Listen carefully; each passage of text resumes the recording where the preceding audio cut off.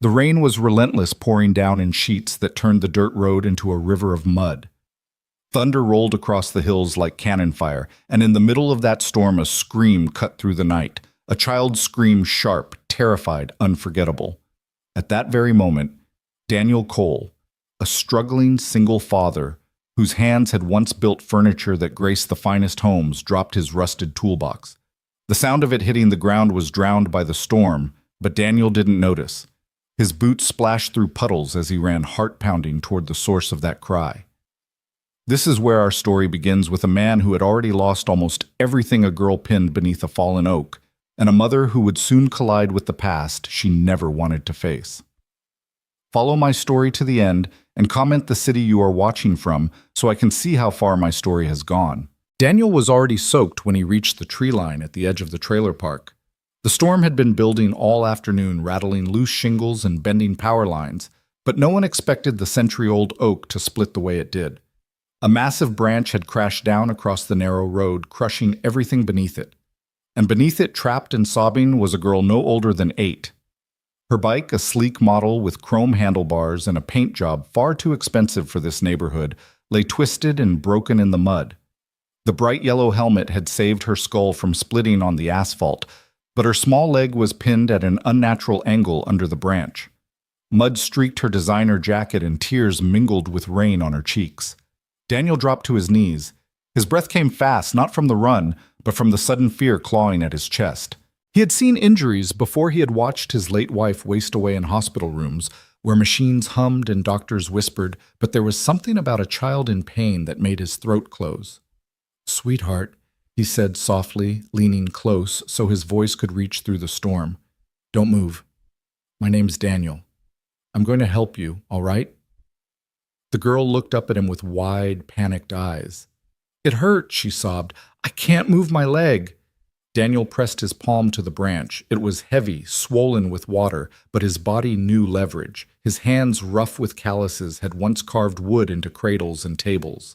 Now they tightened on bark as he braced his boots in the mud. "Stay still," he whispered again, and he heaved. The branch shifted with a groan heavy as regret. His back screamed. His shoulders shook, but he did not stop until he had lifted enough to slide her leg free. The girl gasped, her cry sharp and piercing, but her body loosened as the crushing weight vanished. Daniel dropped the branch and knelt beside her, cradling her injured ankle with careful hands. Already swelling, already bent wrong. A break for certain. "We'll get you to a hospital," Daniel murmured. "You're safe now." Her small fingers clutched his sleeve, clinging with the desperate trust only children could give to strangers. "My mom," she whispered through tears. "She's going to be so mad." Daniel shook his head. "No, sweetheart. She'll just be glad you're alive." He lifted her into his arms. She was light, fragile, trembling from the cold and the shock. Her wet hair stuck to his cheek as she buried her face against him. The storm beat against his back, but he shielded her as best he could, his boots carrying them toward his old pickup, parked by the trailer park's edge. Inside his trailer, his son, Ethan, was waiting. 7 years old asthmatic sitting by the window with the puzzle box Daniel had built to distract him. Daniel had promised he'd be back soon after fixing Mrs. Peterson's fence. He'd promised. But promises had become fragile things in his world, broken too often by bills, by sickness, by storms like this. Dad, Ethan had whispered when Daniel left earlier. "Don't be long." Now Ethan was alone, wheezing in the dark, while Daniel carried another man's daughter in his arms. The truck coughed twice before starting, the engine sputtering like it had been resurrected by stubbornness alone. Daniel settled the girl on the bench seat, propping her injured leg carefully. She tried to be brave, biting her lip so she wouldn't cry again. Her voice trembled when she finally spoke. "Are you going to call my mom as soon as we get to the hospital?" Daniel said. "She'll want to know you're safe." Her eyes dropped. Rain tapped the windshield like impatient fingers as Daniel drove toward Millbrook General, each mile a battle between speed and caution. The storm blurred the world into streaks of gray. His wipers struggled to keep up. At the hospital, the emergency room lights glared bright against the night. Daniel carried the girl inside. Nurses swarmed, their voices brisk and professional. Forms appeared on clipboards. Insurance questions, parental consent, emergency contacts, all words Daniel couldn't answer. "Who are you to her?" one nurse asked sharply. "I found her." Daniel said simply. She needed help. The girl clutched his hand even as they wheeled her away. Stay with me, she begged. Daniel nodded, though he knew his son was alone in the trailer waiting. Still, he sat beside the gurney. Still, he stayed. Minutes blurred into an hour. The storm outside pounded against glass, but inside Daniel's stillness anchored the frightened child. He whispered reassurances he didn't fully believe. He squeezed her hand when she whimpered. Then came the sound of heels, sharp, quick, authoritative. The emergency room parted for a woman who entered like she owned it. Dark hair pulled back with precision, a tailored black suit unmarked by rain, eyes that cut like glass. Where is she? The woman demanded. Where's my daughter? Daniel turned and for the first time saw Isabella Grant, the billionaire mother, whose world would soon crash into his. The sterile light of the hospital seemed to dim as Isabella Grant entered her presence, commanding in a way that silenced even the bustling nurses. She moved with purpose, heels striking the linoleum like a metronome of authority. Her eyes, sharp and searching, landed on the small figure lying on the gurney.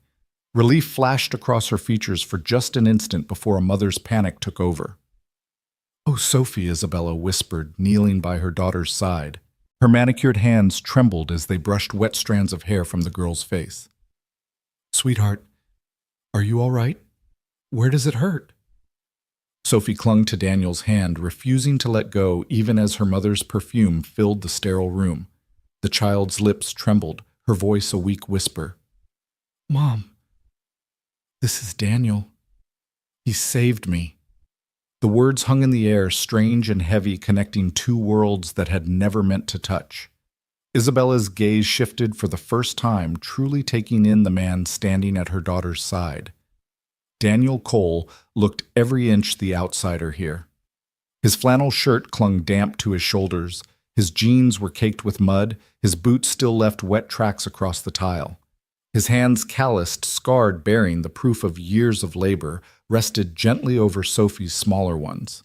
Something flickered in Isabella's eyes. Gratitude, yes, but also calculation. This stranger, unshaven and weary, didn't belong in her world of power lunches and board meetings. And yet here he stood, the person her daughter clung to with absolute trust. "Thank you." Isabella said, her tone softer now, though still lined with the reserve of a woman who had learned long ago not to show weakness. "Thank you for helping her." Daniel nodded once, uncomfortable under the weight of her gaze. Any man would have done the same, but he knew that wasn't true. Too many people had learned to look away when someone else was in trouble. He had seen it at the workshop when creditors came knocking. He had seen it in the neighbor's eyes when the foreclosure notice went up on his house. And yet, when Sophie screamed, he hadn't hesitated. The nurse returned brisk and efficient. "We'll need to do x-rays. She's likely fractured her ankle. Surgery might be required." Isabella's lips tightened, her perfectly lined eyes shifting to the doctor, already preparing. "Whatever it takes, spare no expense." Her voice carried authority that bent rules without effort. Insurance paperwork, consent forms. All of it dissolved under her command. Daniel stood back, an outsider once again, as if the invisible line of class and money had been redrawn in front of him. Still, Sophie held on. "Stay with me, Daniel, please." And so he stayed. He sank into the plastic chair beside her, the sound of rain hammering on windows, muffled by the hum of machines. His son Ethan flashed through his mind, alone in the trailer, wheezing, counting on the sound of his father's return. Daniel's chest ached with guilt, but Sophie's fingers clung to his like an anchor. Isabella noticed. Her brow furrowed as she studied the way her daughter's trembling eased whenever Daniel spoke, the way she ignored everyone else to focus on him. Isabella prided herself on being Sophie's rock, yet here was a stranger with muddy boots providing comfort she couldn't. The realization unsettled her more than she wanted to admit. The minutes stretched long. Nurses moved in and out, preparing Sophie for x-rays. Daniel's mind drifted. He thought of Ethan's medicine, the inhaler nearly empty. He thought of the eviction notice tucked behind unpaid utility bills. He thought of the cemetery's cruel letter threatening to move Sarah's grave, his late wife, the woman whose laughter had once filled their home with light. The ache of that loss returned like the storm outside, loud, relentless, impossible to escape. He shifted in his seat, his eyes lowering to his hands. Hands that had once built heirloom tables, carved chairs, crafted cradles for new parents. Hands now relegated to patching fences for $25 at a time. Dad always says his hands can make anything, Ethan had once told a neighbor proudly. He can make furniture sing. But those same hands could not stop hospital bills from piling, could not hold on to their house, could not stop the cancer that devoured Sarah piece by piece. Mr. Cole. Isabella's voice startled him from his thoughts. He looked up to find her standing across from him, her gaze steady, appraising. You've been here this whole time. I can take it from here now. Daniel's jaw tightened. He should leave. Ethan needed him, but when he glanced down, Sophie's grip only tightened. Her lips quivered. Don't go. Isabella exhaled softly, caught between gratitude and confusion. Her daughter, normally shy with strangers, was clinging to this man as if he were family. The sight both warmed and stung her. I'll stay until she's asleep, Daniel said quietly. A silence settled heavy with unspoken truths. Isabella nodded once, as if granting permission she had no authority over. Very well.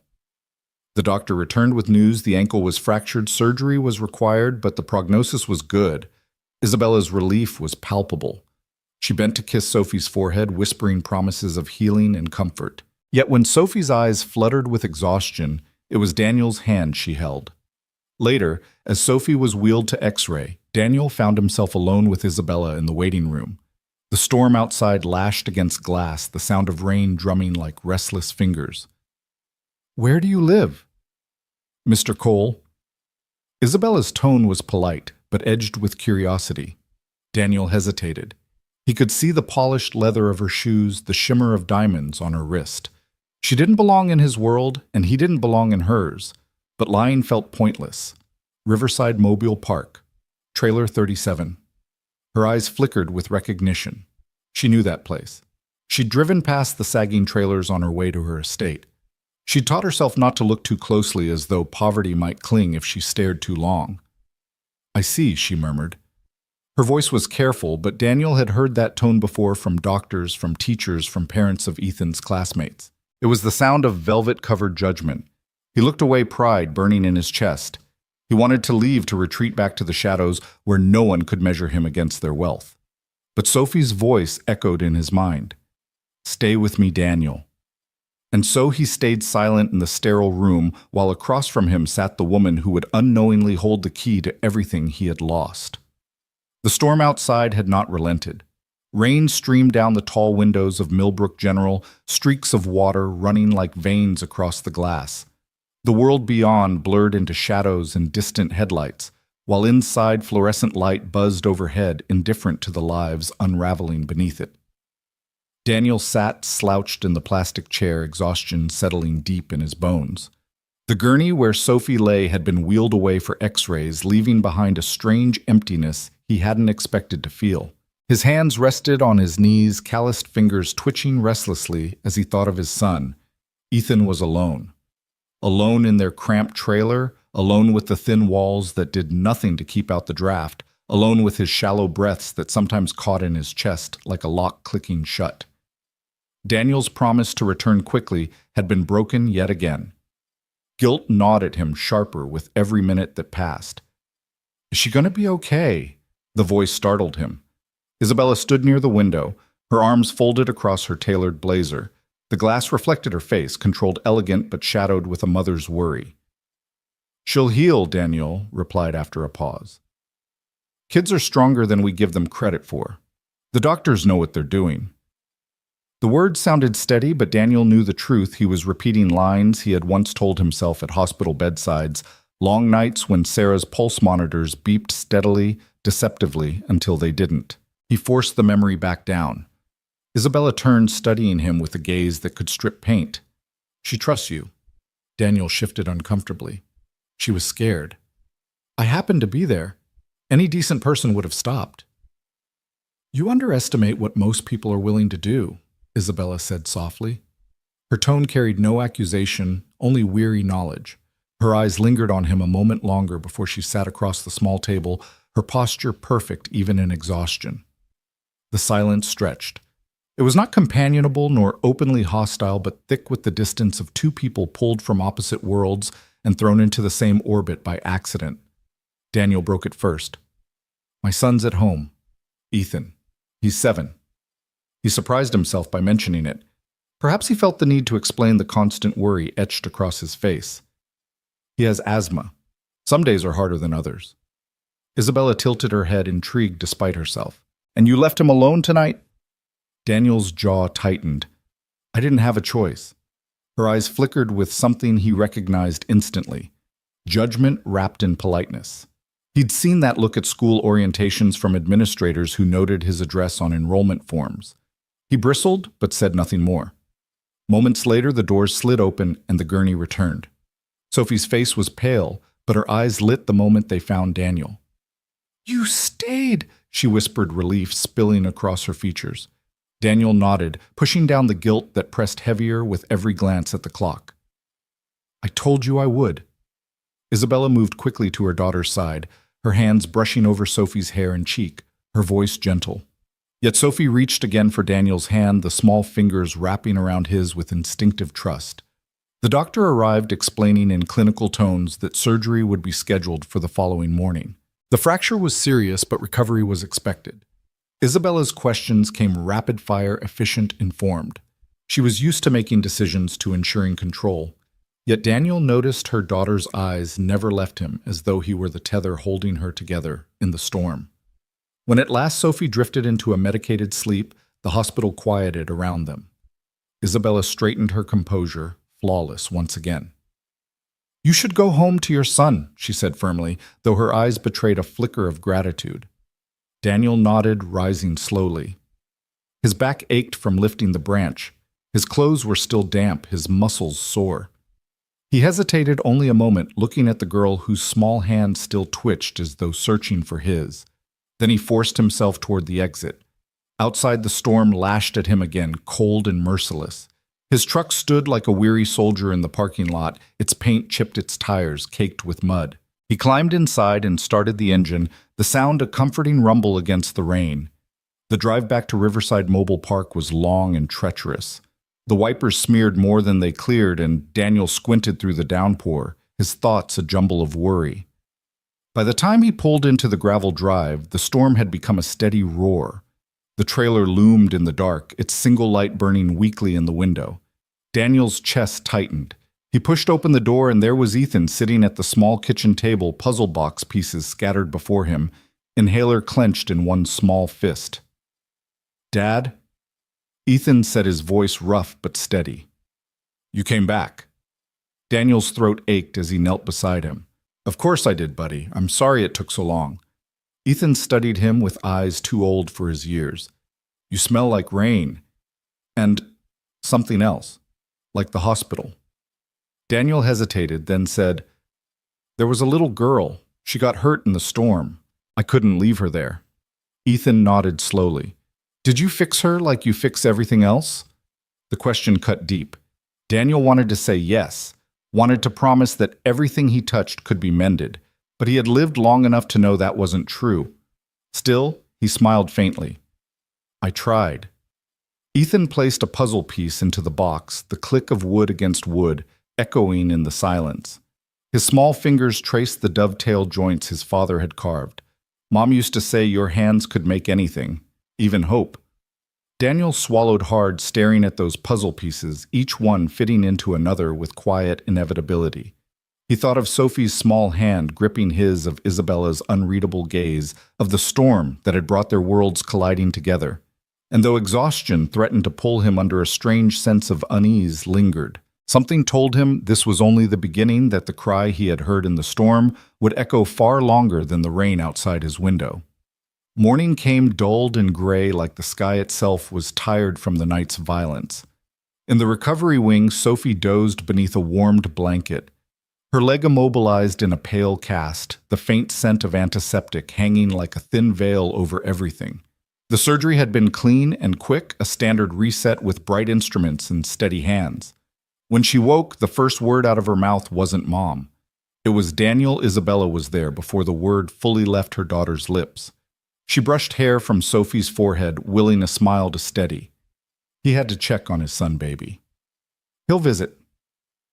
Sophie's brow pinched a small crease of stubbornness that Isabella recognized as her own. I want to see Ethan too. We'll see. Isabella kissed her cheek, her chest tightening at the warm skin under her lips. First we follow doctor's orders. But through the day, as kind nurses fluffed pillows and checked vitals, Sophie returned to the same thought with childlike gravity. She asked about wood and puzzles. She asked if Daniel's truck could make it in the rain again. She asked if Ethan's breathing was better today than yesterday. Isabella answered gently, each reply chipping away at the careful distance she kept between strangers and their need. This wasn't a stranger in Sophie's mind. This was someone who had shown up when it counted. By afternoon, the anesthetic fog cleared and the stubborn line in Sophie's mouth deepened. Please, Mom, I need to thank him right. Not here where everything is beeping. I want to see where he lives. Isabella hesitated, recognizing the two roads ahead, the efficient answer and the right one. Efficiency said there was no reason to enter that other world. The right answer sounded like a door unlocking in her own chest, a quiet, inconvenient courage. She took a breath. Fine, she said softly. A short visit. Crutches only from bed to chair. We don't risk that leg. Sophie's smile bloomed like a lamp turned on in a dark room. Thank you. The Mercedes purred through damp streets, fat droplets still clinging to the windshield in stubborn pearls. Riverside Mobile Park hunched under low clouds, aluminum siding gleaming dully porches cluttered with small attempts at beauty wind chimes, potted geraniums, a flag bleached by seasons. People looked up when the sedan rolled past, heads bent together, curtain corners lifted. As they idled in front of Trailer 37, Isabella felt eyes on the back of her neck, the same prickling she felt in boardrooms just before a vote turned. The trailer itself was neat in the way necessity teaches neatness. A swept stoop, a patched screen door, a little wooden horse perched on the rail, its legs slender, its mane carved in delicate curls, as if the wood had grown that way and was merely revealed. Isabella's breath stilled on the sight. Intricate, confident, no wasted line. Whoever had made it understood restraint as deeply as flourish. The door opened before she knocked. Daniel stepped into the rectangle of light, one hand braced on the jamb, the other hovering near his hip as if he wasn't sure what to do with it. He looked better in daylight, still tired, still rumpled, but steadier somehow, with morning in his eyes. Behind him a small shape lurked at knee height, more shadow than boy. Hi, Sophie said before anyone else could speak, her voice brightening the damp air. She'd insisted on the crutches, insisted on doing the 3 careful steps from car to stoop herself. I came to show you I'm okay. Sort of. Look. She tapped the cast lightly with the end of a crutch, then winced at her own enthusiasm. Daniel's mouth tilted. Looks like you won. Against the tree, Sophie nodded gravely. Totally. His gaze shifted to Isabella, a question there that she chose to answer with candor. She wouldn't rest until we came, she said, and I wanted to thank you properly. She swallowed the extra words, the ones that would have made the thanks too heavy. May we? Daniel stepped back. The boy's shadow darted behind him, then peeked out again, a solemn pair of eyes over the edge of a worn t-shirt. This is Ethan, Daniel said. His voice softened in the saying. Buddy, this is Sophie. She's the one I told you about. Sophie lifted a hand in greeting, wobbling on the crutches, then glanced past Ethan. The small living room revealed itself in careful layers, a table whose surface gleamed like honey, hand-cut dovetails at the corners, 2 chairs each with a subtle curve at the back that invited the body to relax, shelves made of simple pine transformed by attention filled with library paperbacks, and neat rows of labeled jars. A narrow bunk bed tucked into an alcove, edges rounded smooth by a sander safety rails fitted tight. Every inch of the space had been bent toward usefulness. Every compromise was a design choice instead of a defeat. Ethan took a breath through his nose and pointed shyly. Dad made most of it, except the glass. We got that from Mrs. Peterson. He sank onto a chair and fidgeted with an inhaler, rolling it between his fingers like a talisman. His voice was small but unafraid. Do your crutches hurt your hands? You can have my bike gloves if you want. They have padding. Sophie blinked, surprised by kindness so plain. I'm okay, she said. But thanks. She glanced at the wooden horse on the rail. Did you make that? Ethan shook his head. Dad did. I made the tiny one. He reached to a shelf and produced a horse no bigger than a thumb, its legs impossibly fine, its eye a speck of polished onyx. He held it like a secret. Sophie's face widened in awe. No way. Isabella had seen 1,000 objets d'art placed just so in homes with silent rooms and echoing kitchens. She had commissioned installations from rising sculptors whose agents fought over percentages like wolves. Yet here in a place where the walls rattled when trucks passed, a small boy held something you couldn't buy patience distilled into shape. It's beautiful, she said, and felt the truth of it land in her mouth like a coin dropped into a well. Daniel shrugged, embarrassed. Keeps our hands busy. He shifted his weight. Can I get you something? Water? Coffee? We have tea, I think.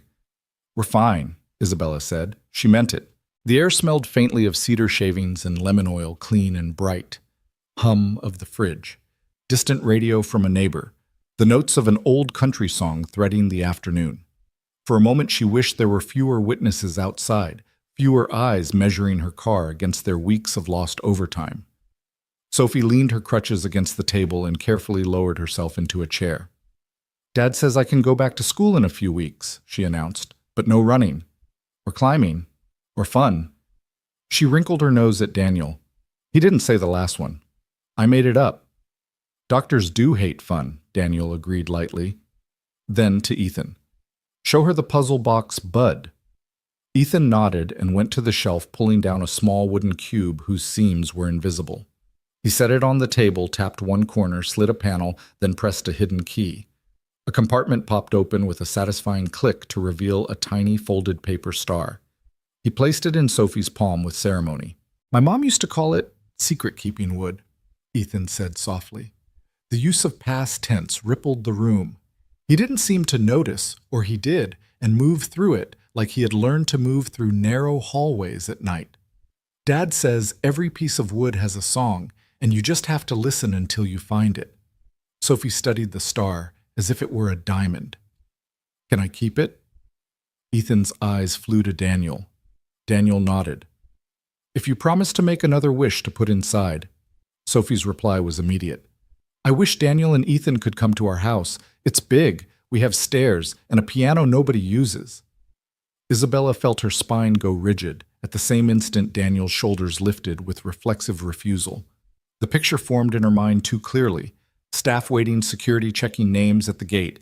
A chef who spoke in measured questions while plating perfection, and somewhere in all that, the ache of being hosted rather than welcomed.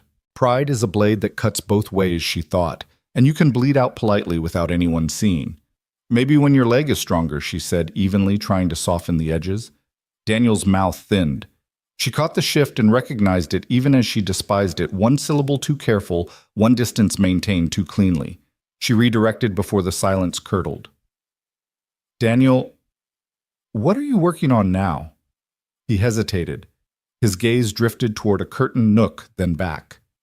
Something for someone who might want it if I can get the grain right. He didn't move. May I? Isabella asked. She didn't know why the question came with a small tremor in her chest. He weighed the privacy of the corner against the simple request and nodded. Sure. She crossed the room and slid the curtain aside. The barn swallow scent of planed oak rose like memory. The piece stood on two trestles under a shop light, a writing desk with long spare lines, the apron cut in a gentle bow, the legs tapered with a restraint that felt like thought rather than stinginess. Tiny inlays, walnut against oak, suggested constellation points along the edges, a map of some sky only the maker knew. The top was unfinished, sanded to silk, waiting for oil or shellac to deepen it into honey. Something inside her loosened and then tightened again, a paradox she had felt only once in a conference room. Lit too brightly, flipping a page of a cold proposal stamped with his name, not understanding then what she was throwing away. Her fingers hovered above the wood but did not touch. It looks... Words failed her. She didn't want to ruin it with the wrong adjective.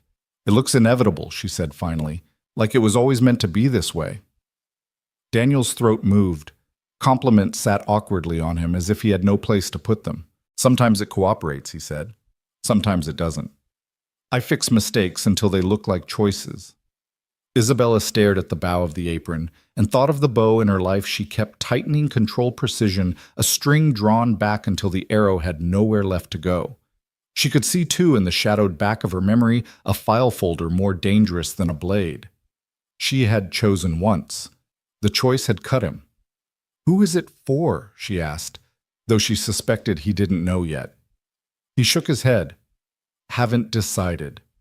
Sophie's voice drifted from the table. "Maybe it's for the person who needs it most." "Maybe so," Daniel said, and the words landed in the small room with a soft weight. Outside, someone laughed. Somewhere a dog barked in 3 quick bursts. A bus sighed to a stop at the corner in a tired exhale. Life moved on around them, indifferent and faithful. Inside, Isabella felt the trapdoor of certainty daring to open beneath her feet. She had come to say thank you and ended up stepping into a chapel built of joint and grain. She turned back, feeling all the watching eyes, Ethan's wide and careful, Sophie's bright and sure. Daniel's alert for the moment the world would demand that he apologize for his own dignity. She wanted to steady something with her hands and found she didn't know what. The old habit rose to fix from far away, to orchestrate solutions like moving capital in the night. It had always been easier to push levers than to say what a truth costs. "Your home is," she began, then let the sentence break and rejoin. "It's beautiful because it was loved into being." Daniel dipped his head as if to accept, though a line of doubt remained between his brows, etched there by years of other people's words. "We do what we can." Sophie tapped the puzzle box again, and the hidden cavity side closed the seam, disappearing. "You should teach me how to make a secret," she said to Ethan. He leaned in unexpectedly, delighted. "You have to promise not to tell anybody where the button is, not even your mom." Isabella lifted a hand in mock offense. "I see how it is." Sophie giggled, and the sound shook loose some delicate invisible filament in the air, a web of suspicion and pride that had stretched between the 4 of them without any of them meaning to build it. They stayed longer than they should have. 10 minutes became 30. 30 became a full hour measured in small things.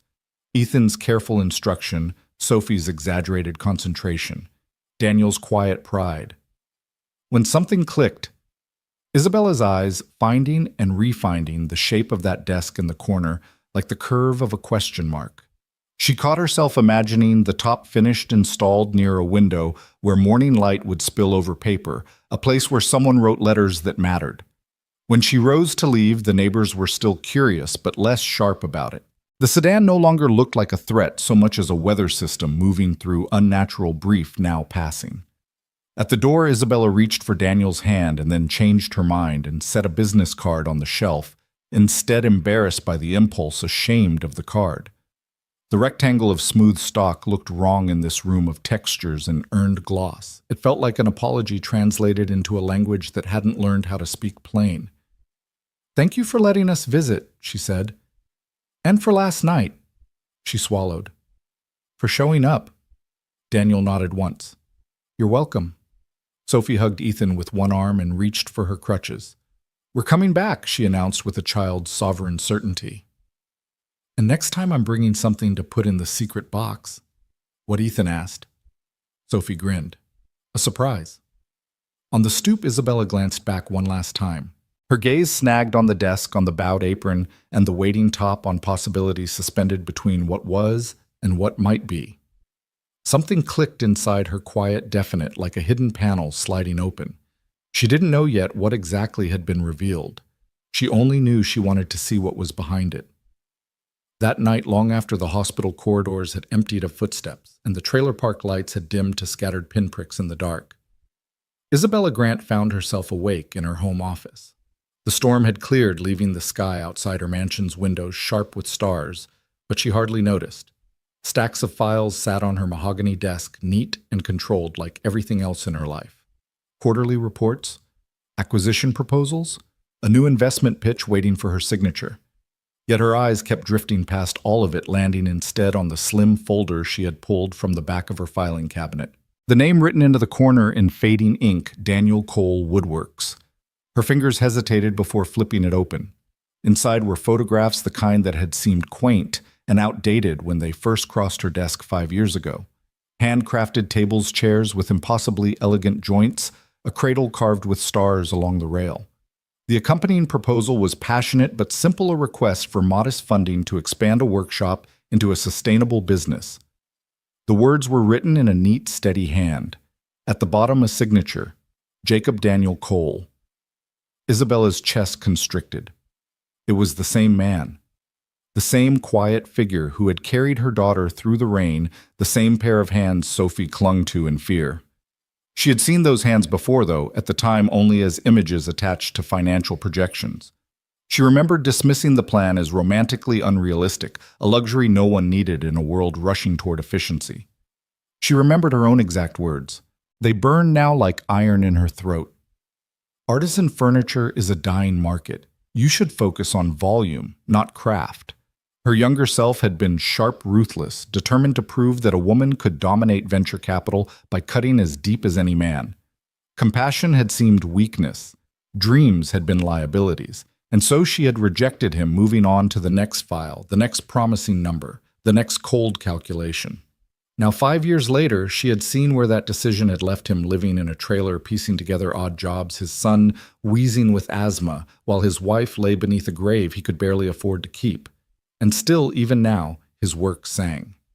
She had seen the unfinished desk in the corner, its lines flawless, its joinery confident, its beauty undeniable.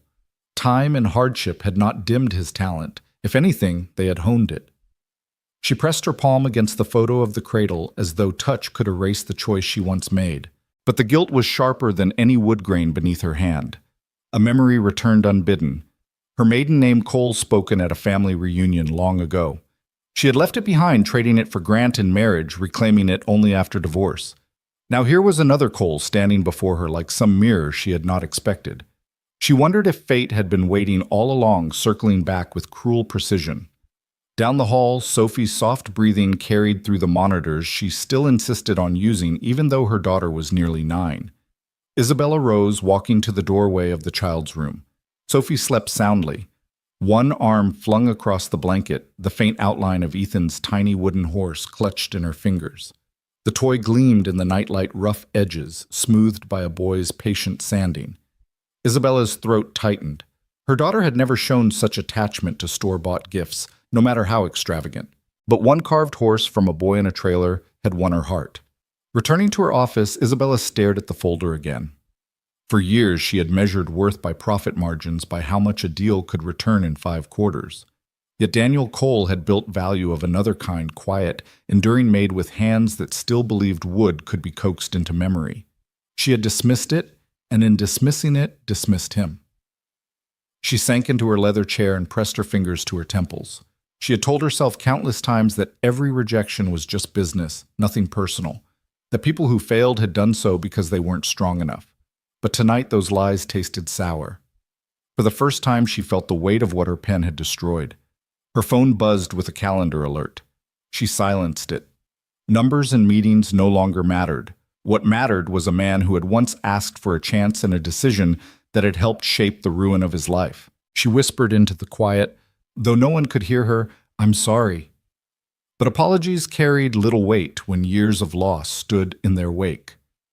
The next morning, Isabella returned to the hospital with flowers for Sophie and coffee she would never admit was for Daniel. He wasn't there. The chair beside Sophie's bed sat empty, still warm with the memory of his presence. "Where's Daniel?" Sophie asked groggily, her small hand searching the sheets. "He had to go home to Ethan," Isabella said, gently smoothing the blanket. Her daughter's eyes opened wider. "Then we should go there. Please, Mom, I want to see them again." Isabella's resolve faltered. She was used to dictating terms, used to deciding what was reasonable. But Sophie's voice carried a truth she could not ignore. She nodded, her heart already bracing for the collision she knew was coming, the collision between who she had been and who she needed to become. Later that evening, she found herself once more in Riverside Mobile Park. The Mercedes hummed along the gravel-drawing stairs. Trailer 37 appeared again, humble and unyielding. This time she carried no excuse of her daughter's pleading. This time she carried the folder. When Daniel opened the door, his face was wary, guarded. Ethan hovered nearby, clutching his inhaler like a shield. Isabella drew a steady breath, holding the folder out like a confession. 5 years ago, she began, "You sent this to my firm." Daniel's eyes dropped to the familiar cover. His entire body stiffened. "I turned you down," she continued, forcing each word. "And I remember exactly why." The silence that followed was knife-sharp. Daniel's hand hovered near the folder but didn't take it. His voice, when it came, was low and rough, as though dragged through gravel. "You remember I do," Isabella admitted. "And I was wrong." The bitterness in his laugh was quiet but cutting. He stepped back as if the memory itself struck harder than rain. "Wrong. That word doesn't cover it." Isabella held her ground. "I know." Daniel's eyes burned into hers, and in them she saw all the weight of nights in hospital rooms, all the pain of selling a dream to buy another breath for a dying wife. She saw the collapse she had helped accelerate with one cold decision. "Because of you," he said, voice breaking in its quiet fury, "I lost everything, and she still died." "Do you remember that part?" Isabella's chest seized. The words landed like hammer blows. She wanted to speak, to explain, to beg. But for once, the woman who always had the perfect answer stood speechless in the face of the truth. And Daniel Cole turned away, his shoulders rigid, leaving her with the folder in her hand and the echo of her own past in the air. The slam of the trailer door echoed in Isabella's chest long after it shut her out. The cool evening air clung to her skin, thick with the smell of wet earth and faint wood smoke from neighbors' chimneys. Gravel crunched under her heels as she stood there, folder in hand, realizing the futility of what she had just tried. She had walked into Daniel's world with an apology she thought might mean something, only to find that words were far too light against the weight of 5 years of suffering. From behind the thin walls, muffled sounds filtered out, the low murmur of Daniel's voice, Ethan's wheezing laugh, the clink of wood against wood. Ordinary family sounds. They cut deeper than any accusation. Isabella returned to her Mercedes, sliding into the leather seat that suddenly felt more like a barrier than a comfort. She gripped the steering wheel until her knuckles whitened, staring at the reflection of her own face in the windshield. Controlled, composed, successful. Yet beneath the gloss, she saw cracks she hadn't dared acknowledge. She thought of Daniel's eyes when he spat those words. "Because of you, I lost everything." They were not the eyes of a man merely struggling. They were the eyes of someone who had been broken and had learned to keep walking anyway. The car engine purred to life, but she didn't drive. She sat there, rain tapping faintly on the roof, and wondered if redemption was possible for people who had traded empathy for ambition. Inside the trailer, Daniel sank into his single kitchen chair, the one he had built years ago from reclaimed oak. His hands trembled slightly, fists unclenching only when Ethan climbed into his lap, inhaler still clutched tight. "Who was that, Dad?" the boy asked softly. Daniel smoothed his son's hair, staring at the folder still resting on the counter. The sight of his own handwriting on the proposal had been like a knife to the ribs. All those nights spent drafting financial projections by lamplight. All those photographs of pieces he had poured his soul into it had all come back like a flood. And there she was, the woman who had dismissed it all, standing in his doorway with expensive perfume and guilt in her eyes. "She's nobody," he muttered, though the words rang hollow. Ethan tilted his head, sensing the untruth, but said nothing. Silence filled the trailer, broken only by the boy's soft breaths and the hum of the old refrigerator. Daniel stared at the folder a long while before finally shoving it into a drawer, burying the past where it belonged. Or so he told himself. The next days blurred into a rhythm of exhaustion. He patched another fence, mended a neighbor's porch step, sanded the unfinished desk in the corner whenever he had the energy. Bills piled higher on the counter.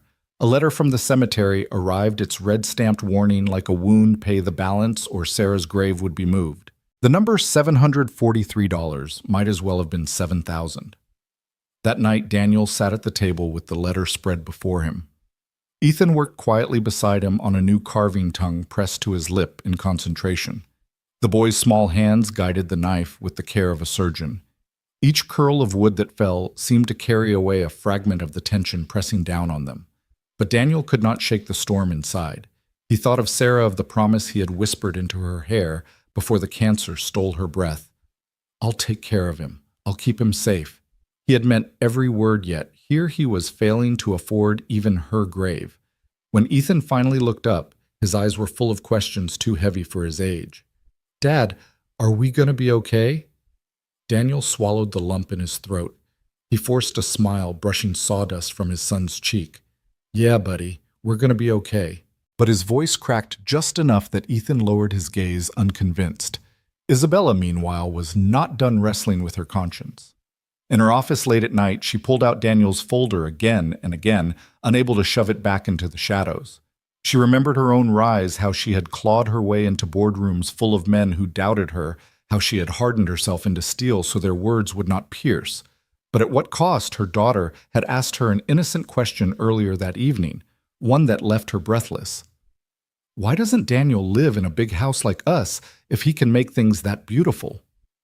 Isabella had no answer. She poured herself a glass of wine, but it tasted bitter. Instead, she paced the echo of her heels against marble, a reminder of how far she'd built herself from the girl who once lived closer to Daniel's world than to this one. She remembered nights of counting coins with her parents, of praying rent would clear of fear, clawing at her belly like hunger. She had sworn she'd never go back, but she had also sworn she wouldn't forget. And yet she had forgotten, hadn't she? Forgotten that each proposal denied carried a family's way to dreams' collapse. Forgotten that behind numbers were faces. The guilt kept her awake until dawn. Back in the trailer, Daniel lay awake too, staring at the ceiling while Ethan slept fitfully, wheezing in the bunk above. The storm outside had quieted, but inside his chest another raged. He could not shake the image of Isabella standing in his doorway, her confession spilling into the air like broken glass. He hated her for it, and yet a part of him couldn't stop replaying the look in her eyes, the look of someone who wasn't just guilty, but haunted. He turned to the unfinished desk, its pale wood glowing faintly in the lamplight. It was beautiful, yes, but also useless. No one would buy it. No one in his world could afford to. Still, he sanded its smoothing edges until his hands burned because the work was the only thing that quieted the grief. He whispered to the empty room, as if Sarah could hear him through the veil, "I'm trying. God knows I'm trying." The words fell flat, lost in the quiet hum of the night, and across town in a mansion lined with marble and glass. Isabella Grant stared sleepless at her ceiling too, realizing that for the first time in years, her money couldn't buy her peace. Morning light slipped into the trailer through thin curtains painting narrow lines across Daniel's weary face. He had barely slept.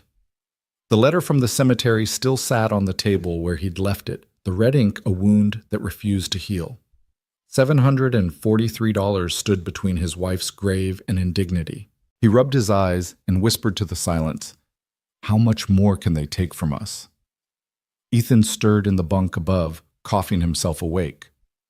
The boy's breath rasped, shallow but steady, once his inhaler hissed relief into his lungs. Daniel watched his son's small chest rise and fall, and a familiar guilt pressed harder. He was behind on rent. He was behind on medication. He was behind on life itself. By mid-morning, Daniel was back at work. Mrs. Peterson had asked him to fix a section of sagging fence. $25 cash. Enough for groceries if he stretched it. He hammered and sawed while sweat mixed with the memory of rain, his thoughts never far from the stack of bills waiting at home. The day blurred into aching muscles and the metallic tang of desperation. When he returned to the trailer that evening, Ethan was hunched over the table, carving a block of pine. His tongue peeked from the corner of his mouth, concentration etched across his young face. Daniel forced a smile. "Looks good, buddy." "It's a horse," Ethan said softly, holding up the half-formed figure, "like the one I showed Sophie." Daniel's chest tightened at the name. Sophie. Her cast. Her laughter despite the pain. The way she had clung to his hand as if it were the only steady thing in the world. And then uninvited Isabella's face intruded, impeccable, composed unraveling when she thought no one could see. He shook his head, trying to push her out. She didn't belong here, but she was already tied to him by invisible strings. 2 days later, the phone rang. Daniel almost didn't answer. Unknown numbers usually meant collectors. Still, something made him pick up. Mr. Cole. A polished voice, calm and certain. This is Adrian Wu with the Barkridge Artisan Collective. We've heard of your work and are very interested in meeting you. Daniel froze. His grip tightened on the receiver. How did you hear about me? Word travels among craftsmen and patrons, Wu replied smoothly. Your reputation precedes you. We believe there's a market for what you create, real craftsmanship, not machine-made imitation. We'd like to discuss an investment partnership. The words felt too good, too rehearsed.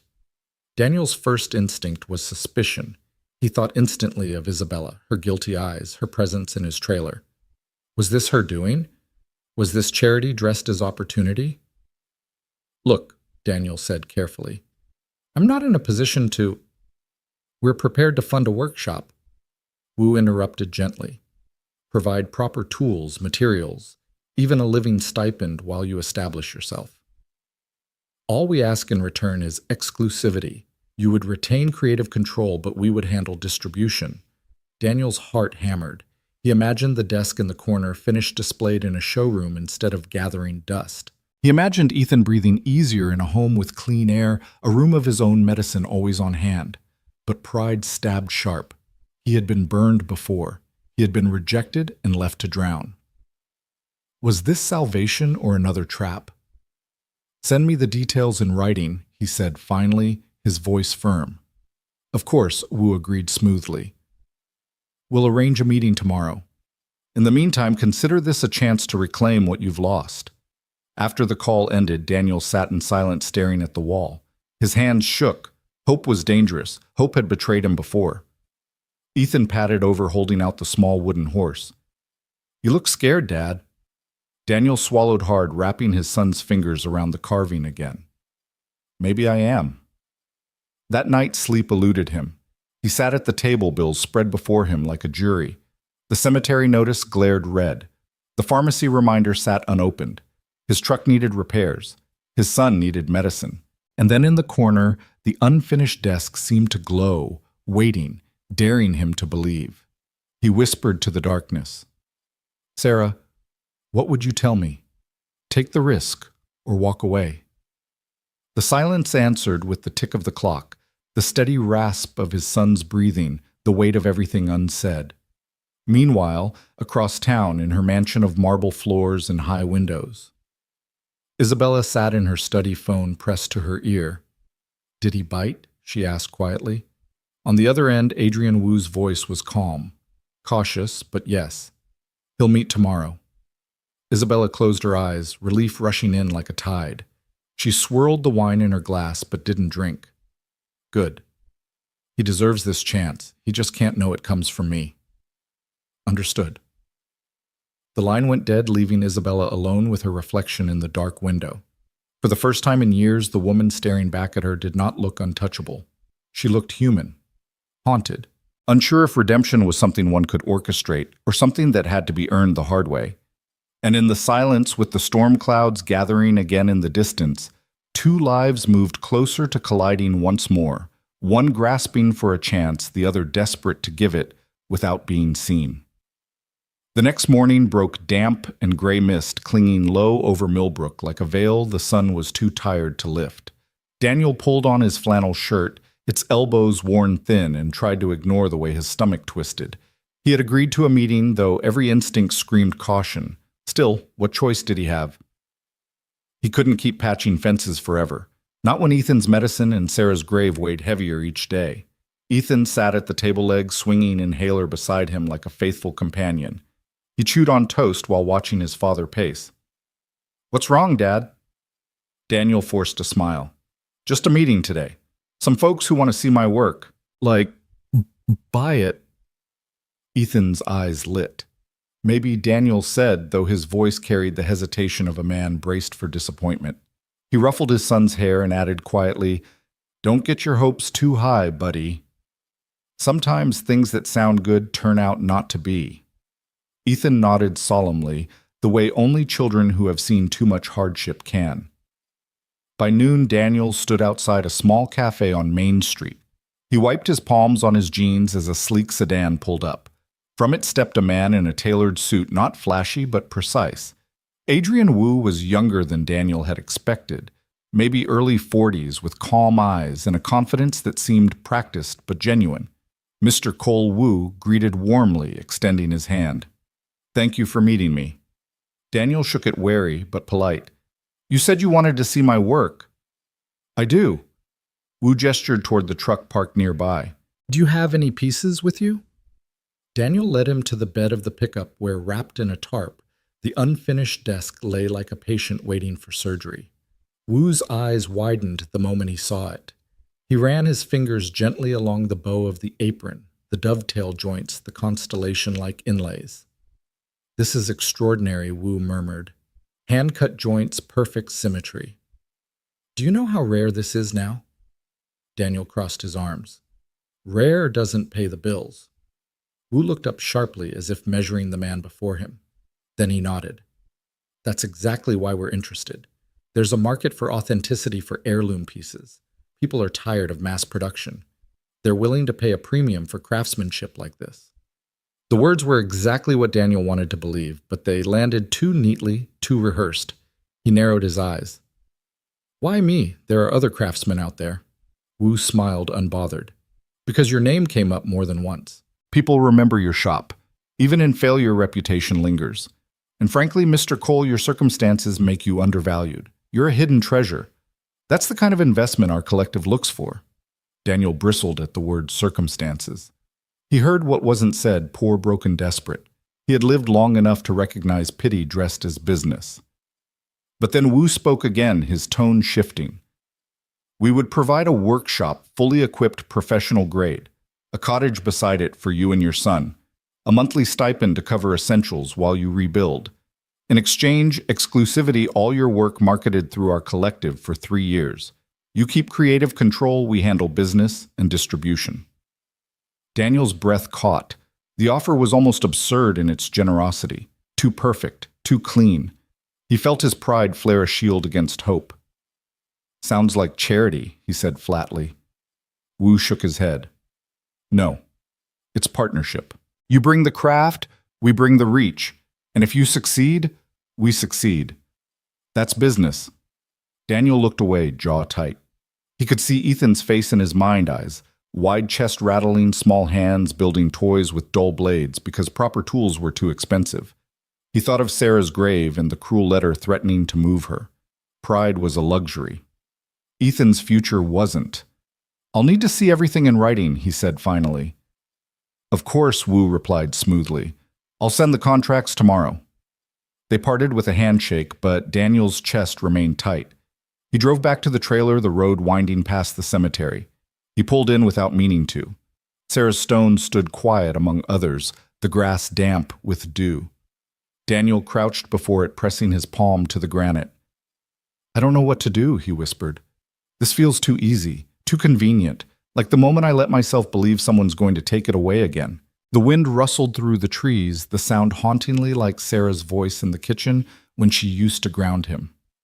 "Take care of Ben first. Everything else is noise." Daniel bowed, his head eyes burning. "I'm trying, love. I don't know if this is the right way." That evening, he worked late on the desk, sanding until his arms ached. Ethan sat nearby sorting tools, his excitement palpable. "Does this mean we might have a real shop again, Dad?" "Maybe," Daniel said, forcing a measured tone. "But remember what I told you. Sometimes things sound too good to be true." Ethan studied him for a moment, then said quietly, "But sometimes they're true anyway." The boy's words cut through Daniel's armor, leaving him raw. He reached out, pulling Ethan into a rough hug, breathing in the scent of sawdust in his hair. For the first time in years, he let himself imagine a future not defined by survival, but by creation. Across town, Isabella sat in her own office phone in hand. Wu's message blinked on the screen. "He'll sign if the terms check out." Relief surged, though it was laced with fear. She was manipulating the man she had once destroyed, giving him back his dream while hiding the strings. "Forgive me, Daniel," she whispered to the empty room. "You'll hate me for this if you find out. But I'd rather you hate me and succeed than never get another chance at all." Outside her window, the first stars pierced the night sky, faint but stubborn like promises daring to shine through the dark. The contracts arrived 4 days later, hand-delivered in a crisp leather folder that looked absurdly out of place against the chipped paint of Daniel's trailer door. Ethan was the first to spot the courier. He had pressed his face to the window and whispered, "Dad, there's a man in a suit." Daniel wiped his hands on a rag and opened the door. The courier offered the folder with a polite smile, then vanished back into his spotless car, leaving behind the scent of expensive cologne that lingered uneasily in the air. Daniel set the folder on the table as though it were a fragile bomb. He stared at it for long minutes, Ethan watching with wide eyes. Finally, he flipped it open. Every detail was there, just as Wu had promised.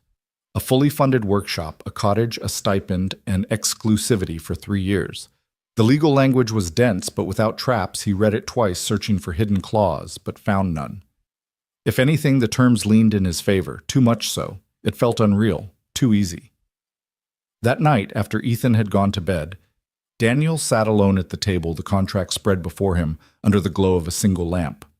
The cemetery notice lay beside it, its red ink screaming louder now. Sarah's grave. His son's medicine. Rent overdue. His pride screamed at him not to sign, but desperation pressed the pen toward his hand. He rubbed his temples. He needed advice. But the only person he could imagine talking to was long gone.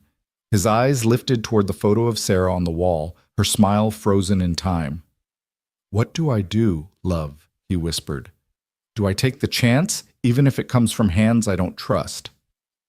The trailer creaked in the wind. Silence was the only answer. The following evening, a knock rattled the thin door. When Daniel opened it, Sophie stood there on crutches, her cheeks flushed with excitement. Behind her was a young woman, Maria, her babysitter, watching from the car. "Hi, Daniel," Sophie chirped. "Mom had a dinner thing, but I begged to come. I wanted to see Ethan." Ethan, already peering out from behind his father's leg, lit up. He darted forward, shyness forgotten, waving the small wooden horse he had finished carving. "Look, Sophie." I made another.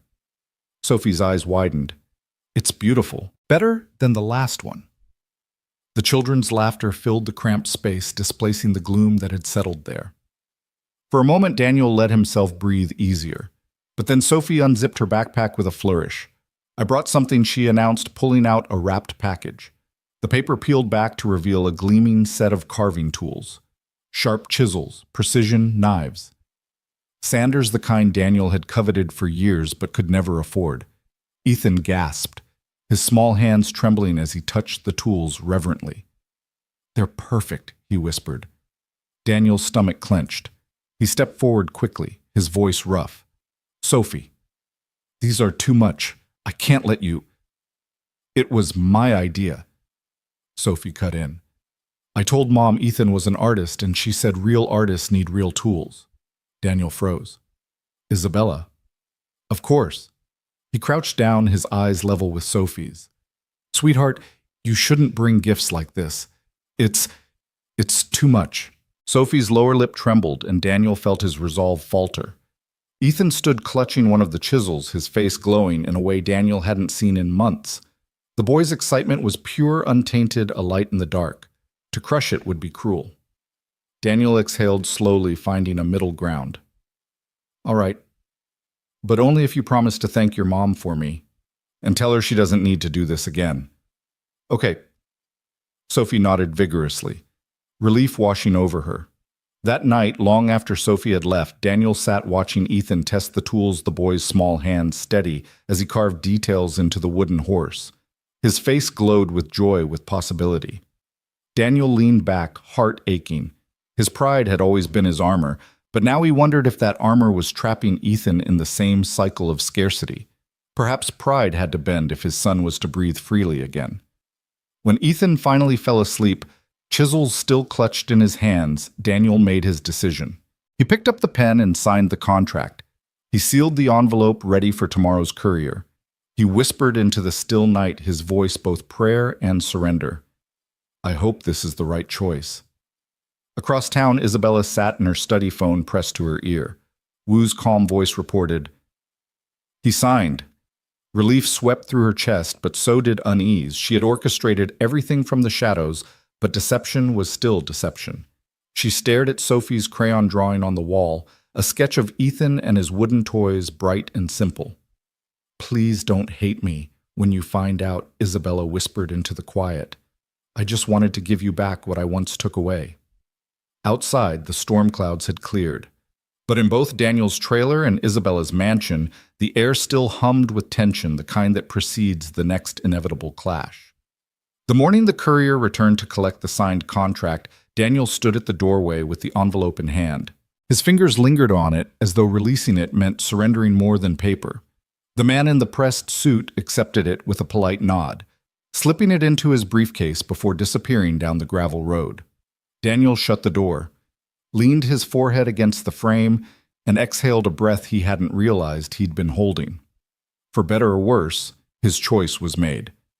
Ethan padded into the kitchen, rubbing sleep from his eyes. "Did you do it?"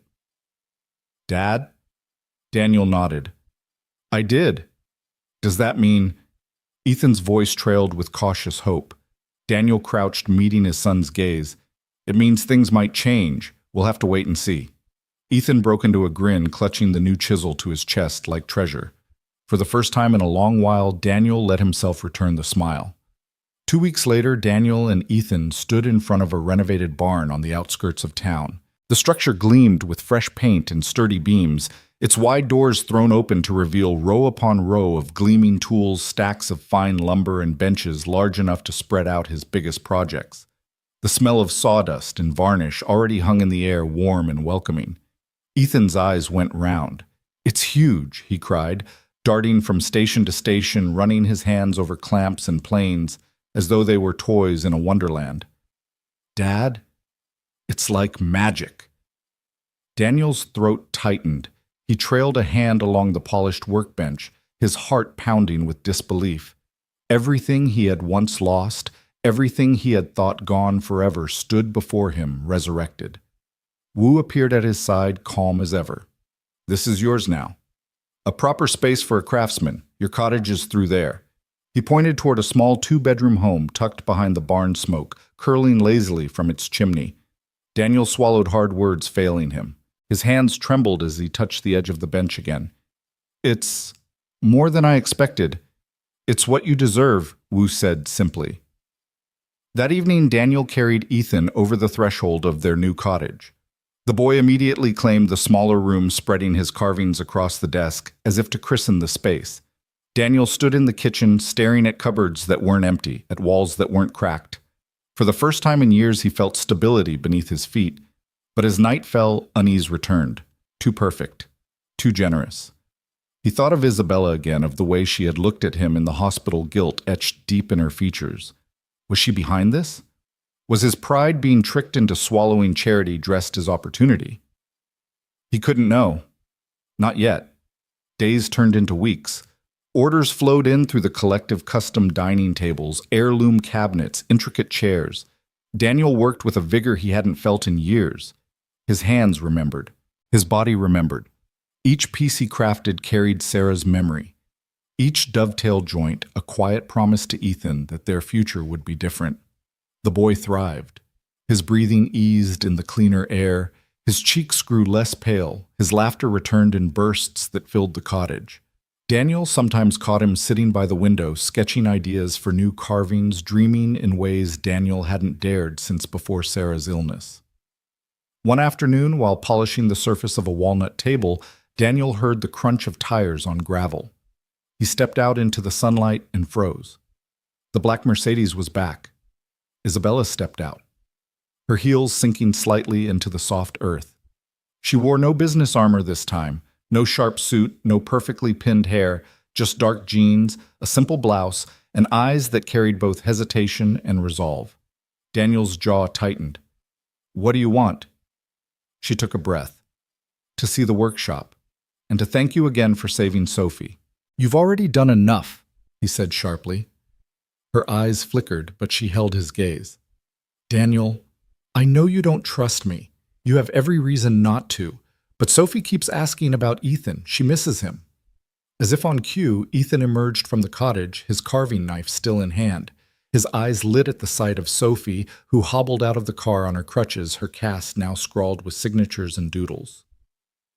Ethan, she called, waving. The boy ran to her excitement, erasing hesitation.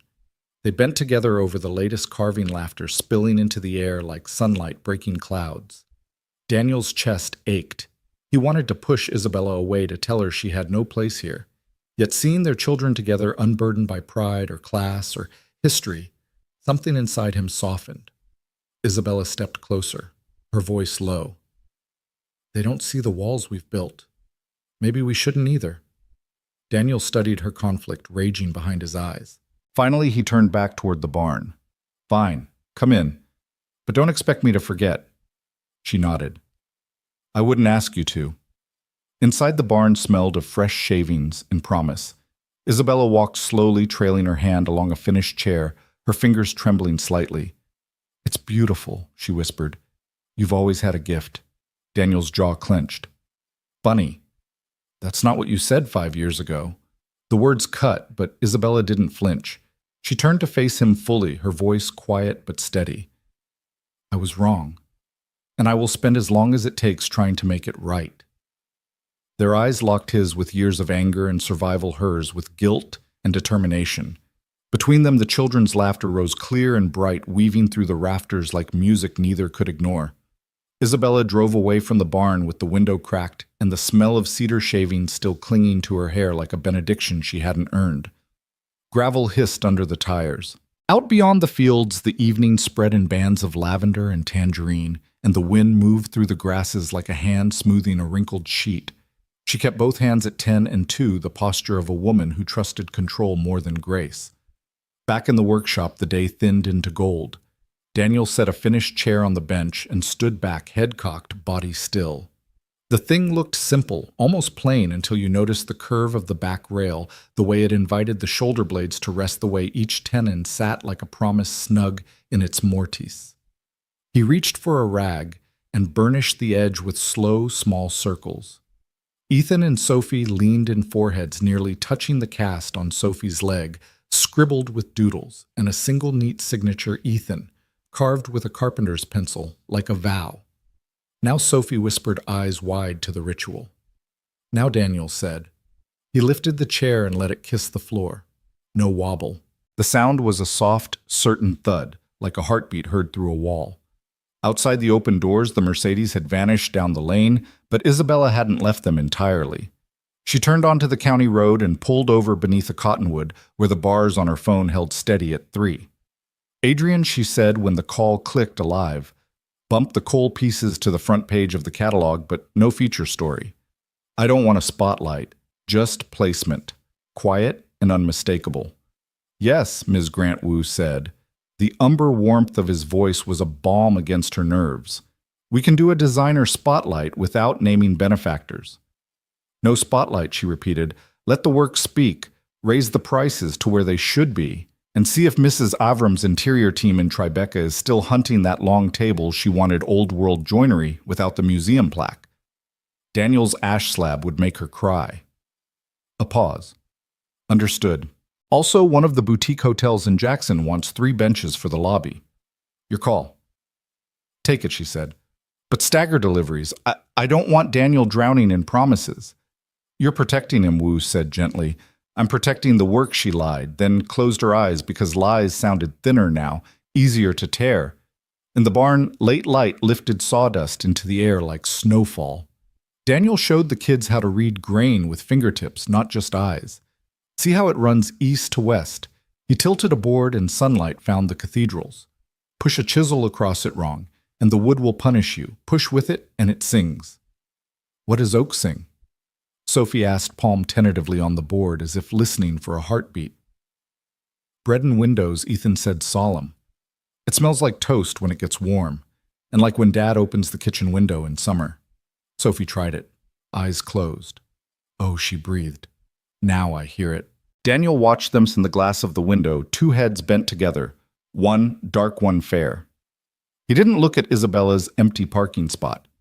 He didn't have to. Her presence lingered like the echo of a piano key after the finger lifts. Days took on a gentle architecture. Morning coffee in the cottage, Ethan in socked feet drawing horses with impossible ankles. Midday deliveries, a bench wrapped like a gift in brown paper, a console table strapped into the truck like a patient in transit. Afternoon. The kids at the workbench. Sophie learning to sand without leaving tracks. Ethan explaining the algebra of hidden compartments. Evenings, pasta and jarred sauce homework at the kitchen table. Oil rags sealed in a metal can, a lullaby of crickets and distant highway, like an old record with a scratch you learned to love. Money started moving. Not a flood, never that, but a river wide enough to float dignity. Daniel wrote a check to the cemetery for $743 and pressed his thumb against the line where his name looked stronger than it felt. He mailed it at the post office with a quiet, private steadiness, then took Ethan for pie at Dottie's like people who celebrated in small, sugar-fueled ways.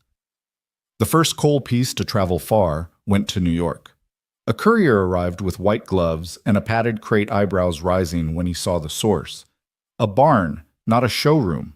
A man in a clean flannel, not a salesman in a tie.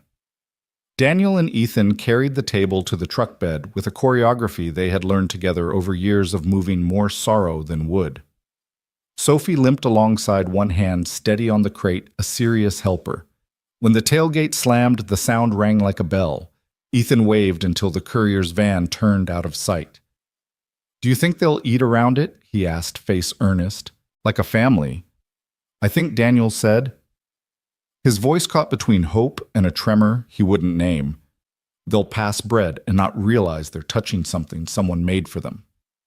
In the city, a designer set that table in a room that held too much white for comfort, and when the afternoon sun crossed it, light fell into the grain in a way that made a woman in a black dress stand very still and say, "Oh."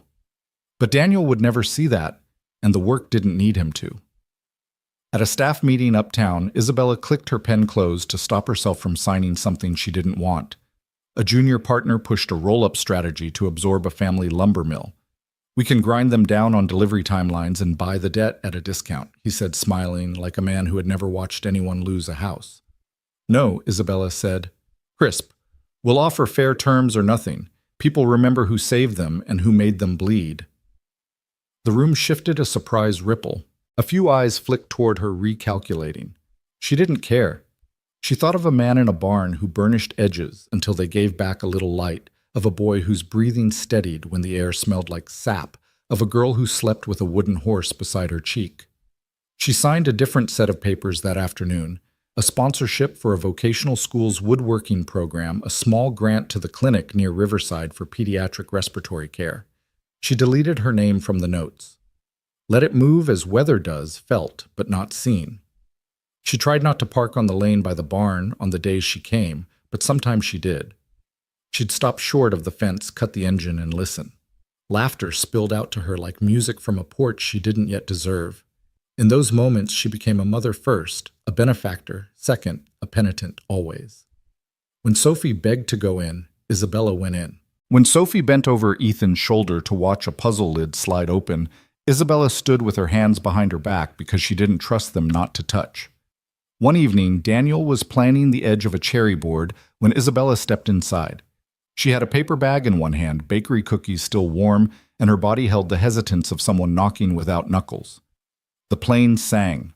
Curled ribbons of wood fell in perfect coils to the floor. Isabella watched, rapt, and then because her mind was a magpie for patterns, she named the song without meaning to. "You're going with a French polish on the top, aren't you?" she asked quietly. "Shellac and oil. It looks like honey in winter light." Daniel's hand stilled. The plane hovered like a held breath. He turned. Not many people would guess that.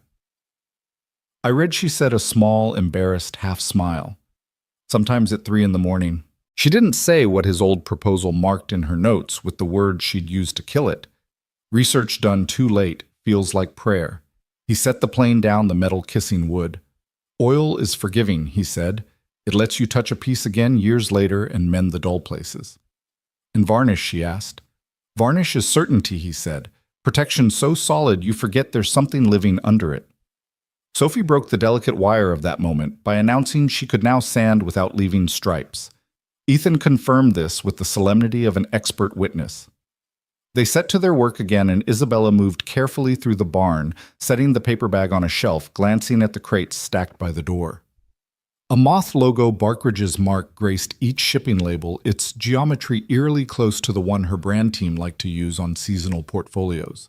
Daniel's eyes lingered on it too. She saw the flicker there, and intellection sparked a suspicion that had not yet found a name. Those benches, he said, nodding to a sketch tacked to the wall. Jackson wanted 3 Woo's last email flared in Isabella's memory. Yes, she said, keeping her voice level. They loved the sample. They, Daniel said. Neutral, whoever they are. She nodded. Whoever they are. Later at a school open house, fate choreographed a collision more ordinary and more difficult than hospitals or storms. The gym smelled like crayons and disinfectant, and posters drooped at the corners over folding tables. A small crowd formed when Ethan's teacher laid out the students' simple machines projects. Ethan's was a wooden crane with a hand-carved pulley. It lifted a pencil with a grace that made one father laugh in delight, and then cough to hide that he'd almost clapped. Beautiful work, the teacher said to Daniel. It was not lost on anyone that she said it to him, as if the boy's hands and the man's hands were the same story in different tenses. Across the table, 2 mothers whispered about the Mercedes in the parking lot and the man in the flannel who smelled like orange oil. Isabella stood between them and made eye contact so cleanly it cut. They looked away. She moved to Daniel's side without ceremony. Best one here, she murmured, watching the crane swing. And I've underwritten robotics teams. It's just wood and string, he said, though the corner of his mouth betrayed how much the praise cost and how much it gave. Sometimes the simplest levers move the heaviest things, she said. He looked at her a glance that felt like a ruler measuring tolerances. The line between what he owed her and what he did not owe anyone sharpened. He said nothing.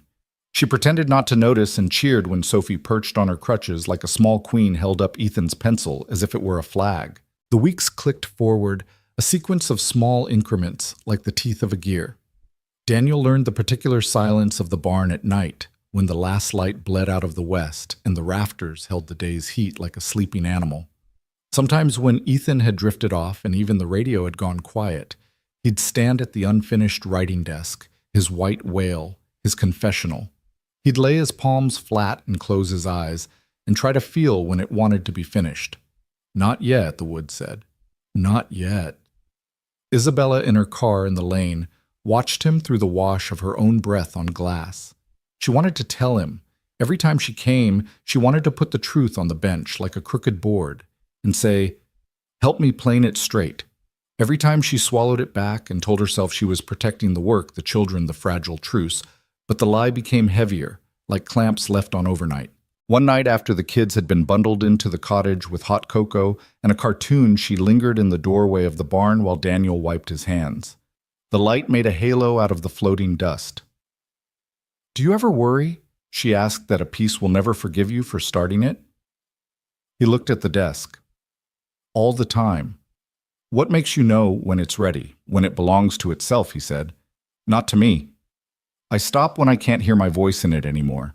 She stood very still. The air between them hummed with something not yet named.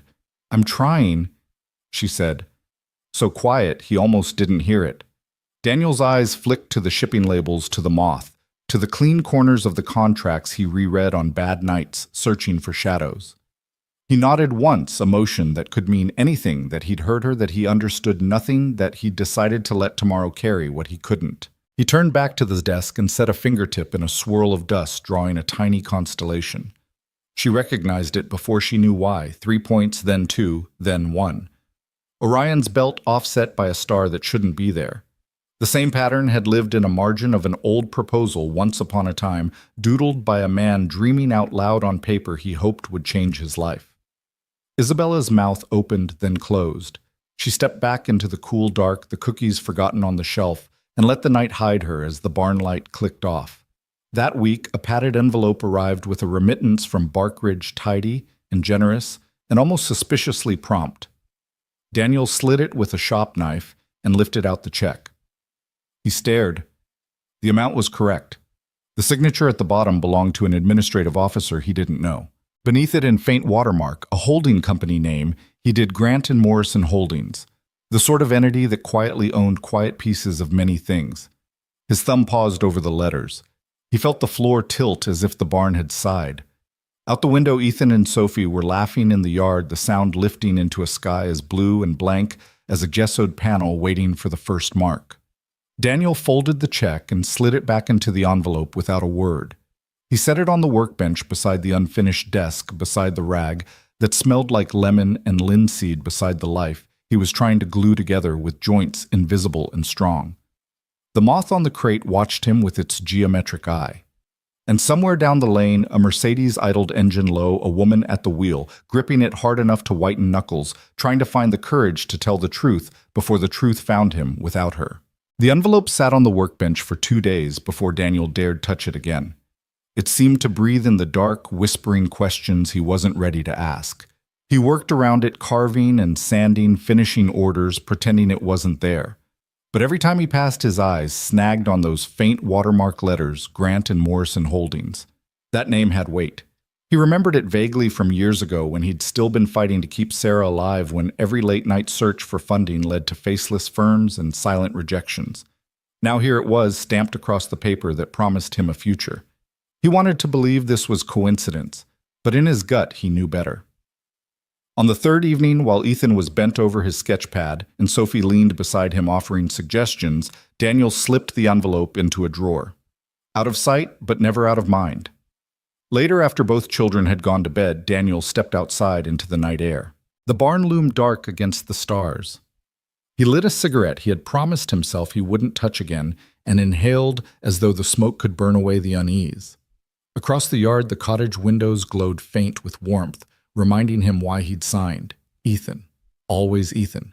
But another face haunted him too, Isabella's. Her eyes the night she confessed. The folder in her hand. The words that had carved themselves into him. Because of you, I lost everything. The thought twisted deeper. What if she was still behind it all? What if this collective was just another form of her guilt, her way of buying forgiveness?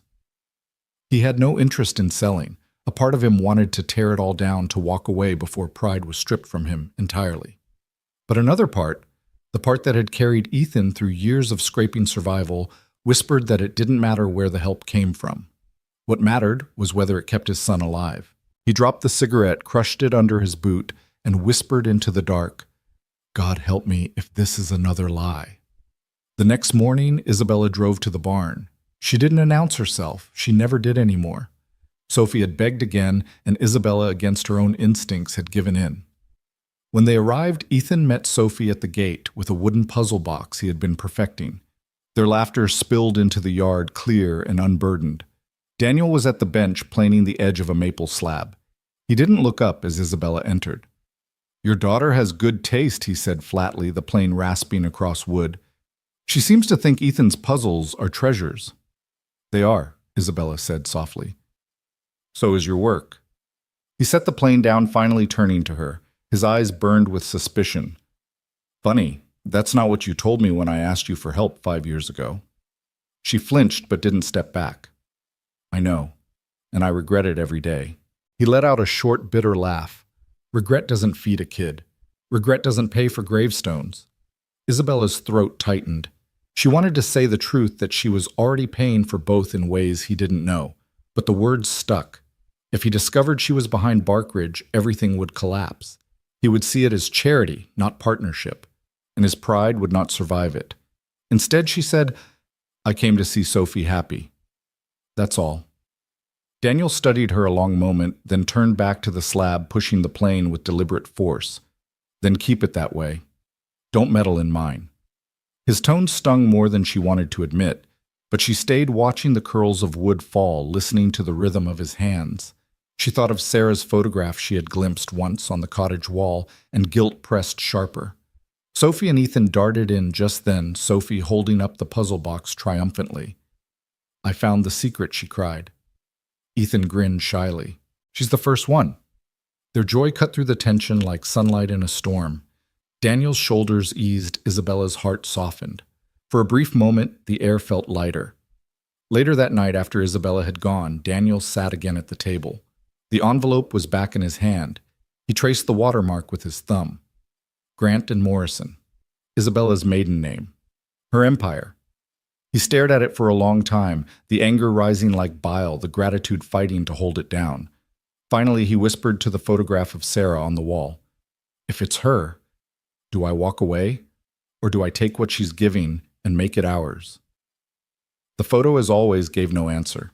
Across town, Isabella lay awake too, staring at the ceiling of her mansion. Sophie's laughter still echoed in her ears, but so did Daniel's bitter voice. She whispered into the silence, I'm trying to fix what I broke, even if he never forgives me.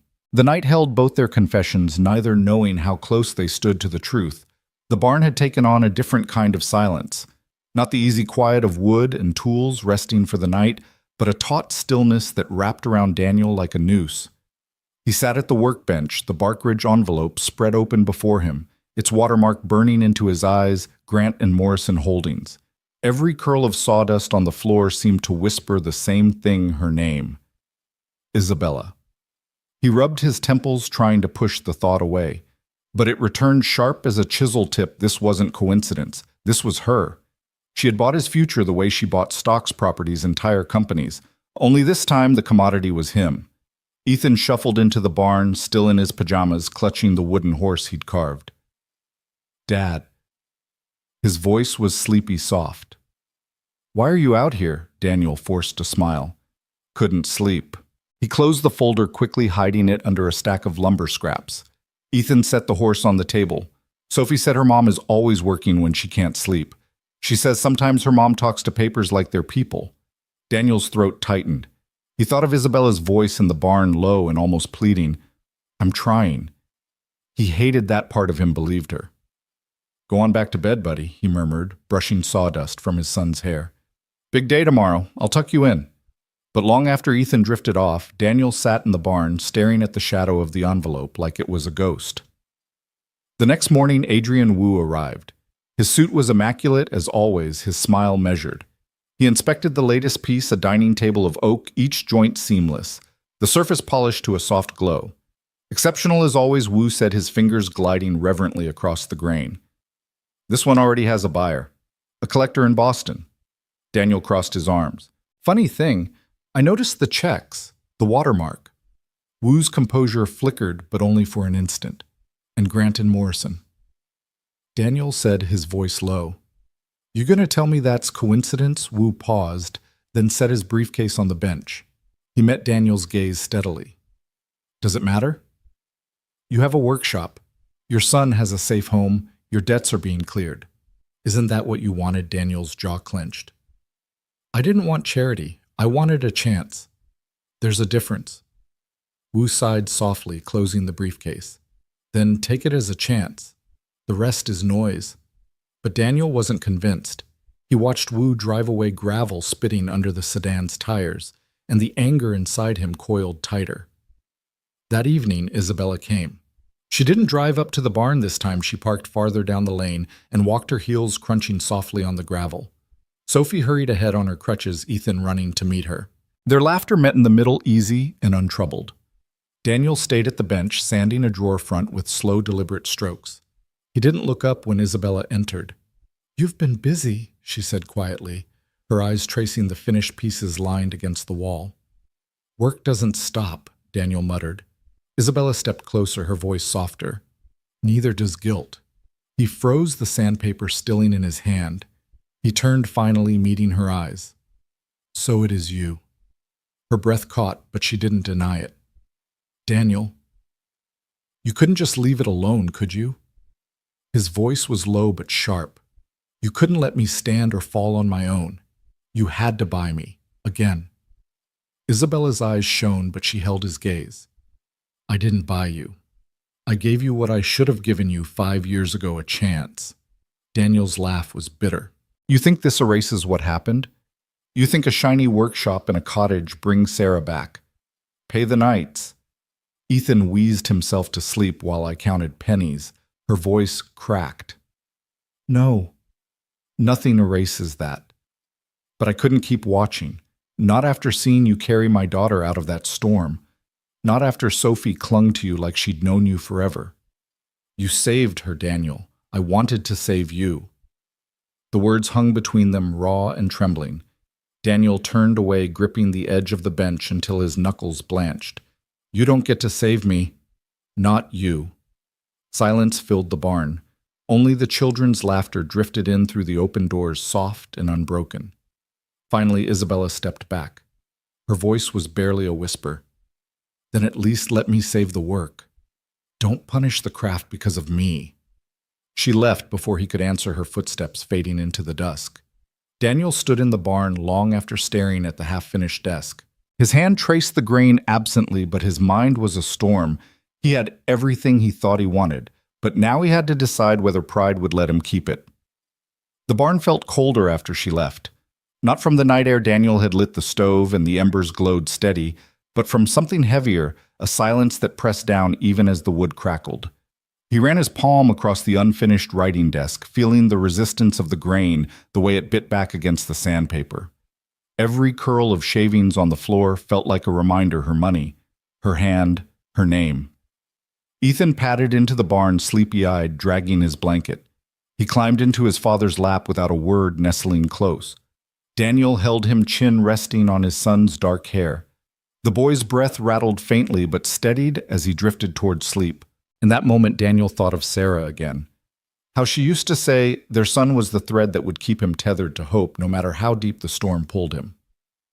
What if she's right here in this, he wondered. What if this is the rope I've been given, even if I don't like the hand that threw it? But Pride argued louder. Pride said it wasn't rescue, it was purchase.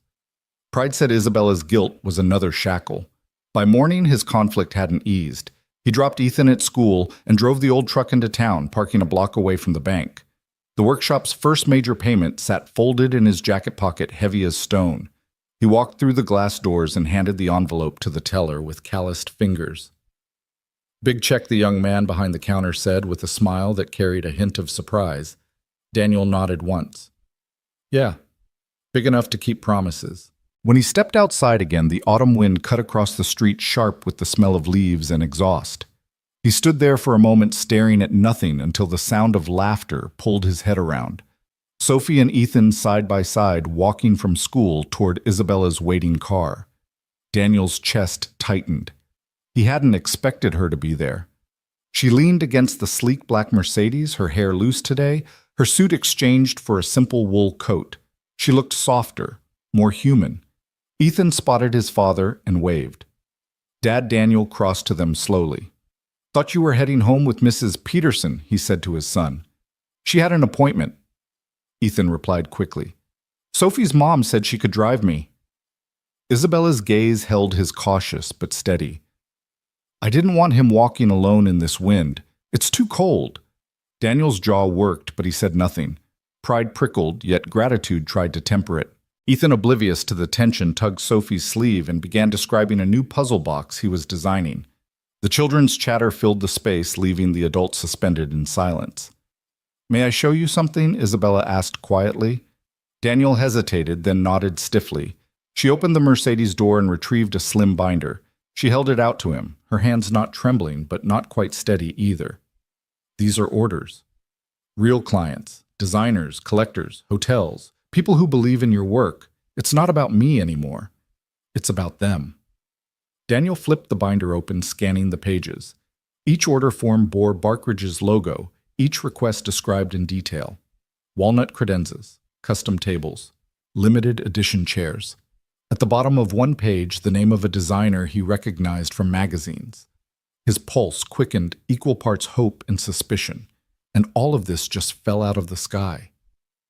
Isabella's lips curved faintly, sadness hidden in the smile. No, it came from your hands. I only made sure people saw them.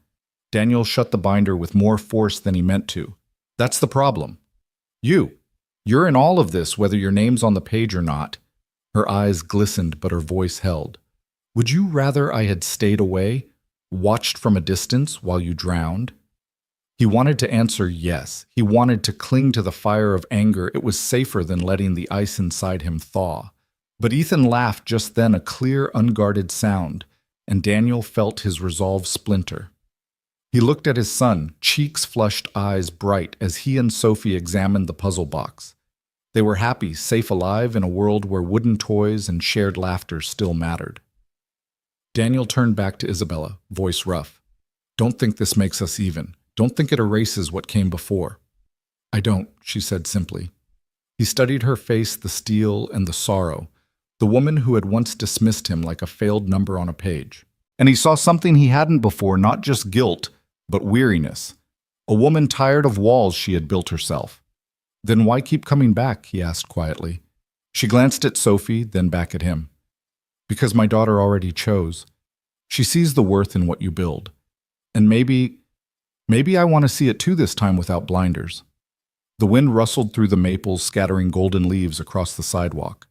Daniel didn't reply. He only handed the binder back, his eyes, shadowed his jaw set. But that night, as he lay awake listening to Ethan's steady breathing, his mind replayed her words. "She sees the worth in what you build." For the first time, he wondered if forgiveness and survival could stand in the same room, if the dream Sarah had once shared with him could be reborn in ways he hadn't imagined. And yet, as he drifted into uneasy sleep, the image of that watermark still haunted him, proof that some debts never really disappeared, they only changed shape. The barn had become the rhythm of Daniel's days. Morning light filtered through the high windows, catching the dance of sawdust motes. The hum of the planer, the rasp of sandpaper, the smell of linseed oil, all of it stitched into a kind of hymn. He worked with a vigor he hadn't felt in years, each piece a quiet act of defiance against despair. Yet beneath the steady cadence, a knot pulled tighter in his chest, the knowledge that Isabella's hand was hidden in all of it. He could not unsee the watermark. Grant and Morrison Holdings, her empire shadowing his revival. Ethan, meanwhile, thrived. His breathing had steadied in the clear country air, his cheeks grew rounder, his laughter louder. Each evening he and Sophie sprawled on the workshop floor drawing designs, Ethan sketching impossible puzzle mechanisms, Sophie coloring fanciful horses with wings and crowns. Their friendship was untroubled by pride or history. They simply belonged. One night, as Daniel was brushing varnish onto a cherry cabinet, Ethan leaned over his sketchbook. "Dad, do you think we could sell these puzzles too? Not just furniture." Daniel glanced at the crude but clever drawing, the secret compartment drawn with arrows and notes in his son's uneven handwriting. "We could," he said slowly. "People like surprises." Ethan grinned. "Then maybe we could make enough money to buy a dog." Sophie said dogs don't care if you live in a cottage or a castle. Daniel's heart tightened at the simple wisdom. He thought of Sarah, how she'd always said Ethan would grow up seeing more clearly than most. He ruffled his son's hair. "We'll see, buddy." But as night deepened, Daniel's doubts returned. He lay awake, staring at the ceiling beams, listening to Ethan's soft breathing. The workshop was real. The orders were real. The money, too. But if all of it was rooted in Isabella's guilt, wasn't it just another form of dependency? The next morning, Adrian Wu returned with a shipment contract. Daniel signed it reluctantly, his hand heavy. As Wu prepared to leave, Daniel asked flatly, "Tell me the truth. Is she behind this?" Wu's face didn't change, but his pause was too long. "Does it matter?" "It matters to me," Daniel snapped. Wu adjusted his tie, his composure slipping for the first time. "Yes, she's involved. She insisted you not know, but I suppose the truth was inevitable." Daniel's jaw tightened. Rage and humiliation surged through him. "So this—" He gestured at the barn, the tools, the polished furniture. "All of it is hers." "No," Wu said firmly. "It's yours. Every piece in here is yours. She only opened a door you should never have had closed. Don't punish the work because of pride." But Daniel wasn't listening anymore. His pride roared louder than reason. That evening, Isabella arrived with Sophie. She lingered at the barn door, cautious as the children darted past her. Ethan showed Sophie his newest puzzle box, their laughter ringing through the rafters. Daniel stood at the bench, arms crossed, eyes cold. "So it's true." Isabella's smile faltered. "Daniel." "Don't," he cut her off, voice sharp. "Don't pretend this was just business. Don't act like you didn't pull the strings." Her hands trembled slightly, but her voice remained steady. I never wanted to hide it forever. I only thought, if you knew too soon, you'd refuse the help, and I couldn't watch you sink when I could lift you." His laugh was bitter. "You don't get to decide that for me." Her eyes glistened, but she stepped closer. "I wasn't trying to erase the past. I was trying to atone for it. I ruined your chance once. I couldn't bear to do it twice." Daniel's chest heaved with anger, but under it lay something heavier: exhaustion. He turned away, slamming a drawer shut. "Take your daughter and go." Sophie, sensing the tension, clung tighter to Ethan. "But I don't want to leave," she whispered. Daniel's voice cracked, but he didn't turn back. "Go, Isabella." The barn fell into a suffocating silence after they left, the children's laughter gone, replaced by the sound of the unfinished desk creaking in the stillness. Daniel braced his hands on the bench, head bowed. He felt both victorious and broken, as though cutting ties had severed something in him too. Across town, Isabella sat in her car outside her mansion, tears blurring the lights of the driveway. She whispered to herself, "I gave him back his dream. If he hates me for it, I'll carry that too." But even as she said it, her chest ached with something she hadn't expected, longing not just for redemption, but for a place in the life she had helped shatter. Back at the cottage, Ethan crawled into his bunk, quietly clutching the unfinished puzzle box. His small voice broke the silence. "Dad, are we still going to get to keep the shop?" Daniel sat on the edge of the bed, his shoulders heavy. He smoothed his son's hair and forced a steady voice. "We'll keep it, buddy, no matter what." But inside, he wasn't sure. The work was his, yes, but the ground it stood on, that belonged to her, and pride like a storm cloud refused to leave his sky. The night after Isabella left the barn, Daniel couldn't sleep. The unfinished desk loomed in the corner, its bare top like an accusation. He sat at the kitchen table, staring at the shadows on the wall, replaying her words until they frayed into silence. The cottage was quiet, except for the faint wheeze of Ethan's breathing from the other room. At first it was normal, the small, shallow rhythm Daniel had grown used to, but then the breaths caught sharp and erratic, a sound too familiar, too dangerous. Ethan Daniel rushed into the room. The boy sat upright in bed, clutching his chest, eyes wide with panic.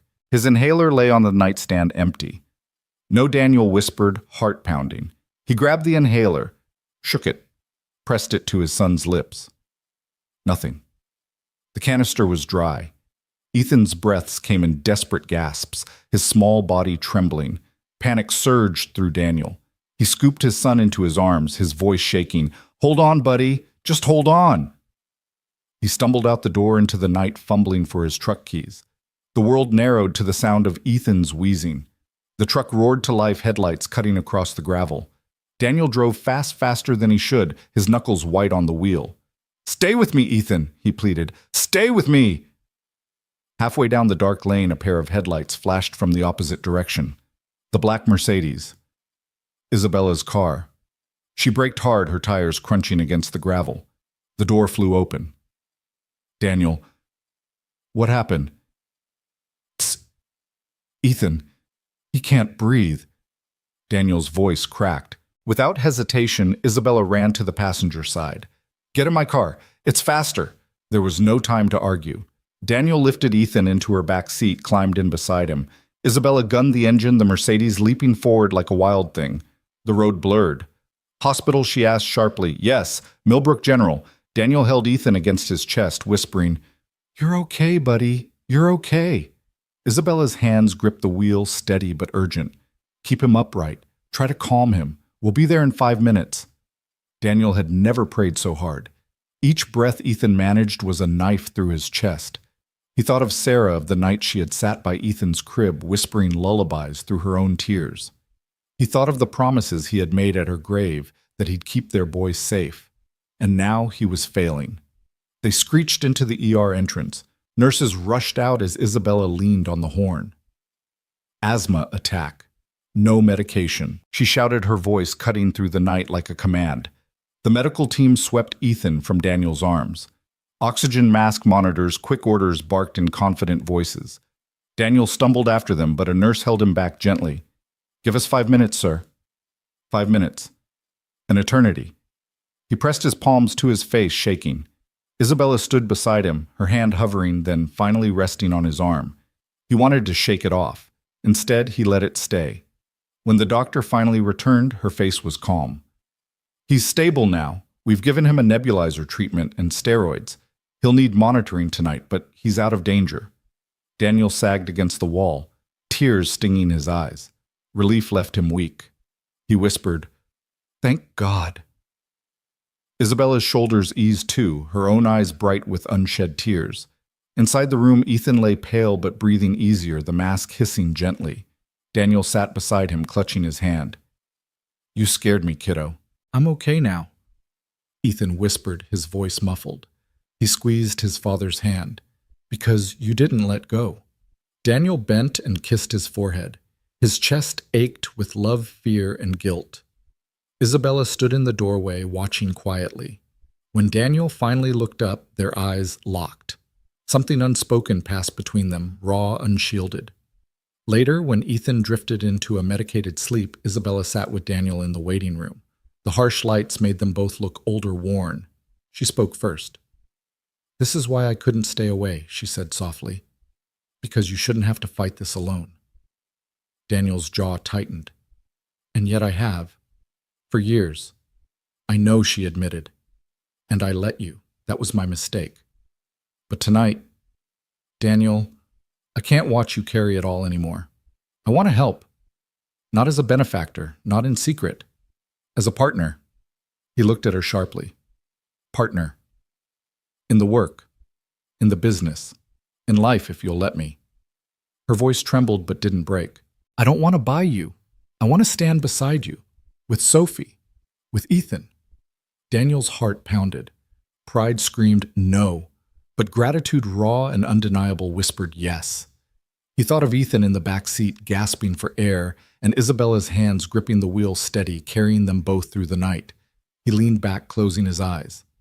"I don't know if I can trust you." She nodded slowly. "Then let me earn it, every day if I have to." The silence stretched heavy, but no longer suffocating. Finally, Daniel opened his eyes. He didn't give her an answer, not yet. But for the first time, he didn't send her away either. And in the sterile hospital light, it felt like the beginning of something new. Fragile, uncertain, but alive. The hospital room smelled of antiseptic and stale coffee. But to Daniel, it felt like sanctuary. Ethan lay asleep in the bed, cheeks flushed, but his breathing steady now. The hiss of the nebulizer had ceased, leaving only the soft beeping of monitors. Daniel sat in the chair beside him, his large hand wrapped gently around his son's. The storm inside his chest had eased, but the exhaustion ran deep into marrow and memory. He had almost lost Ethan. Again. The door opened softly and Isabella stepped in. She carried 2 cups of coffee, one she set quietly on the tray in front of him. "It's terrible," she said with a faint smile, "but it's hot." Daniel nodded, murmured thanks, and took a sip. The bitterness bit his tongue, but the warmth steadied him. For a long while they sat in silence, watching the boy sleep. Finally, Isabella spoke. "When Sophie's father left, I thought I'd never stop being angry. At him, at myself, at the world. I buried it under work, under money, under control. But it always came back at night." Her voice lowered. "And then seeing you with Ethan, I realized you carried the same anger. Only yours came from being left with nothing." Daniel's jaw tightened, but he didn't answer. "You don't have to forgive me," she said softly. "But don't shut me out of helping, not when I want to carry some of that weight, not when I owe it to you." Daniel looked at her, eyes shadowed. "You keep saying help. Do you even know what that means outside of money, outside of fixing things with a check?" Her eyes filled, but her voice held steady. "Maybe I don't, but I want to learn." "Let me." Before he could answer, Ethan stirred. His eyes fluttered open, heavy with sleep, but searching. Dad Daniel leaned forward instantly. "I'm here, buddy." Ethan's small hand reached past him, finding Isabella's. She froze, startled, as his fingers wrapped around hers. "Thanks for driving fast," he whispered before drifting back into slumber. Daniel and Isabella shared a look over the boy's bed. It was brief, raw, but it said more than words could. By morning, Ethan was discharged with new prescriptions and strict instructions. Daniel carried him to the Mercedes, setting him gently in the back seat. Isabella drove them home in silence, the air heavy but not hostile. At the cottage, Ethan insisted on showing Sophie his hospital bracelet, like it was a trophy. The children's laughter filled the small rooms again, chasing away shadows. Daniel stepped out onto the porch, leaning against the rail. Isabella joined him, her coat pulled tight against the autumn chill. The sun was just rising, painting the fields gold. He spoke without looking at her. "I can't promise I'll forgive you. Not now. Maybe not ever. But I can't deny what you did last night." He exhaled the breath heavy. "You saved my boy." Her voice was quiet but firm. "And I'd do it again. Anytime." For the first time, Daniel let the tension ease. Just a little. That week, orders poured in faster than he could finish them. The barn buzzed with life, new commissions, crates arriving for shipment, the smell of fresh varnish lingering like incense. Yet every time Daniel signed a check or glanced at an invoice, the watermark reminded him Isabella was in it, woven through the grain of his second chance. He didn't confront her again. Not yet. But neither did he push her away when she came by with Sophie. One evening, as the children worked side by side, Isabella lingered near the unfinished desk in the corner. She traced a finger along its edge. "You haven't finished this one." Daniel glanced at it. "Some pieces take longer. They tell you when they're ready." She looked at him, her voice soft. "Maybe it's waiting for forgiveness." His eyes met hers, a storm behind them. "Or maybe it's waiting for the truth." The words hung heavy in the air. Isabella lowered her hand, but she didn't leave. For the first time, Daniel didn't ask her to. The night stretched long, filled with sawdust and unspoken things, and though nothing was resolved, something fragile had begun like the faint line of a sketch before the blade makes the first cut. The barn glowed warm in the early evening, its rafters humming with the faint echoes of sanders and laughter. Sophie sat cross-legged on the floor, her crutches leaning against the wall while Ethan proudly demonstrated the hidden latch in his newest puzzle box. Their giggles rang clear bright against the low hush of the countryside settling into dusk.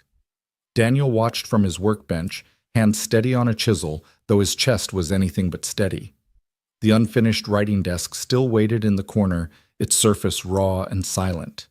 He hadn't touched it since the night he discovered the watermark.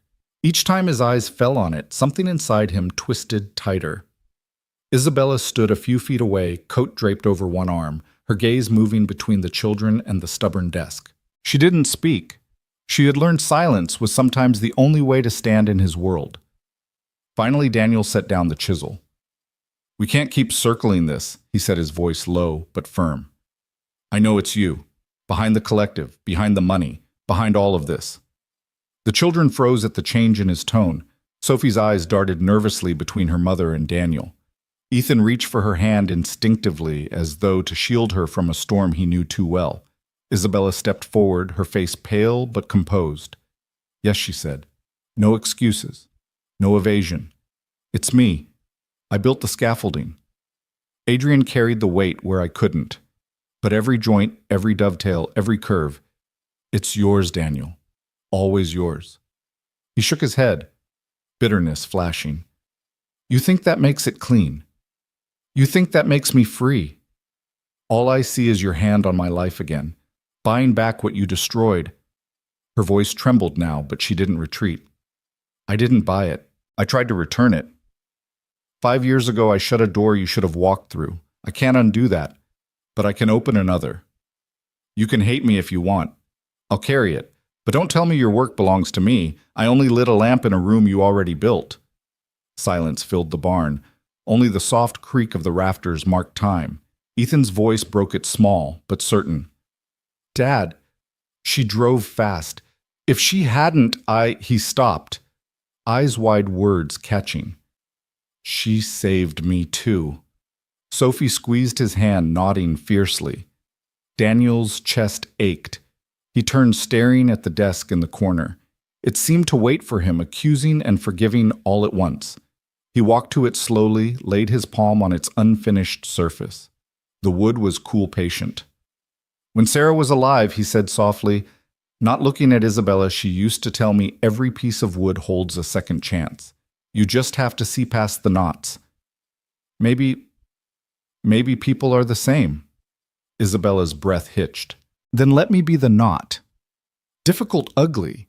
Maybe even the reason the peace is stronger when it's done. For a long moment, Daniel stood with his hand on the desk. Pride fought against gratitude, grief against the possibility of healing.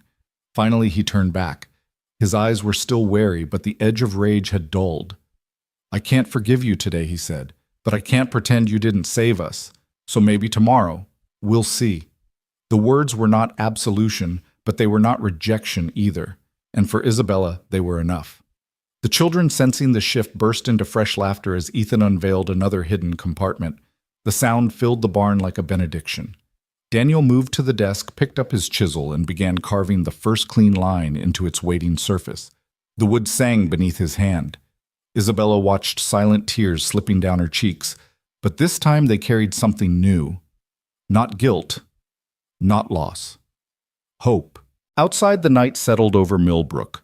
The storm clouds that had once haunted them both were gone, leaving a sky clear and sharp with stars.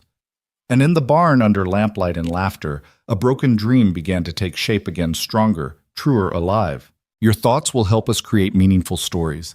And if you want to hear more powerful healing stories like this, don't forget to subscribe to the channel, click the bell icon so you don't miss any new episodes. And most importantly, share this video with people who need a little hope today. Thank you so much for your time. We hear you, we listen to you, and we are honored to tell these stories for you.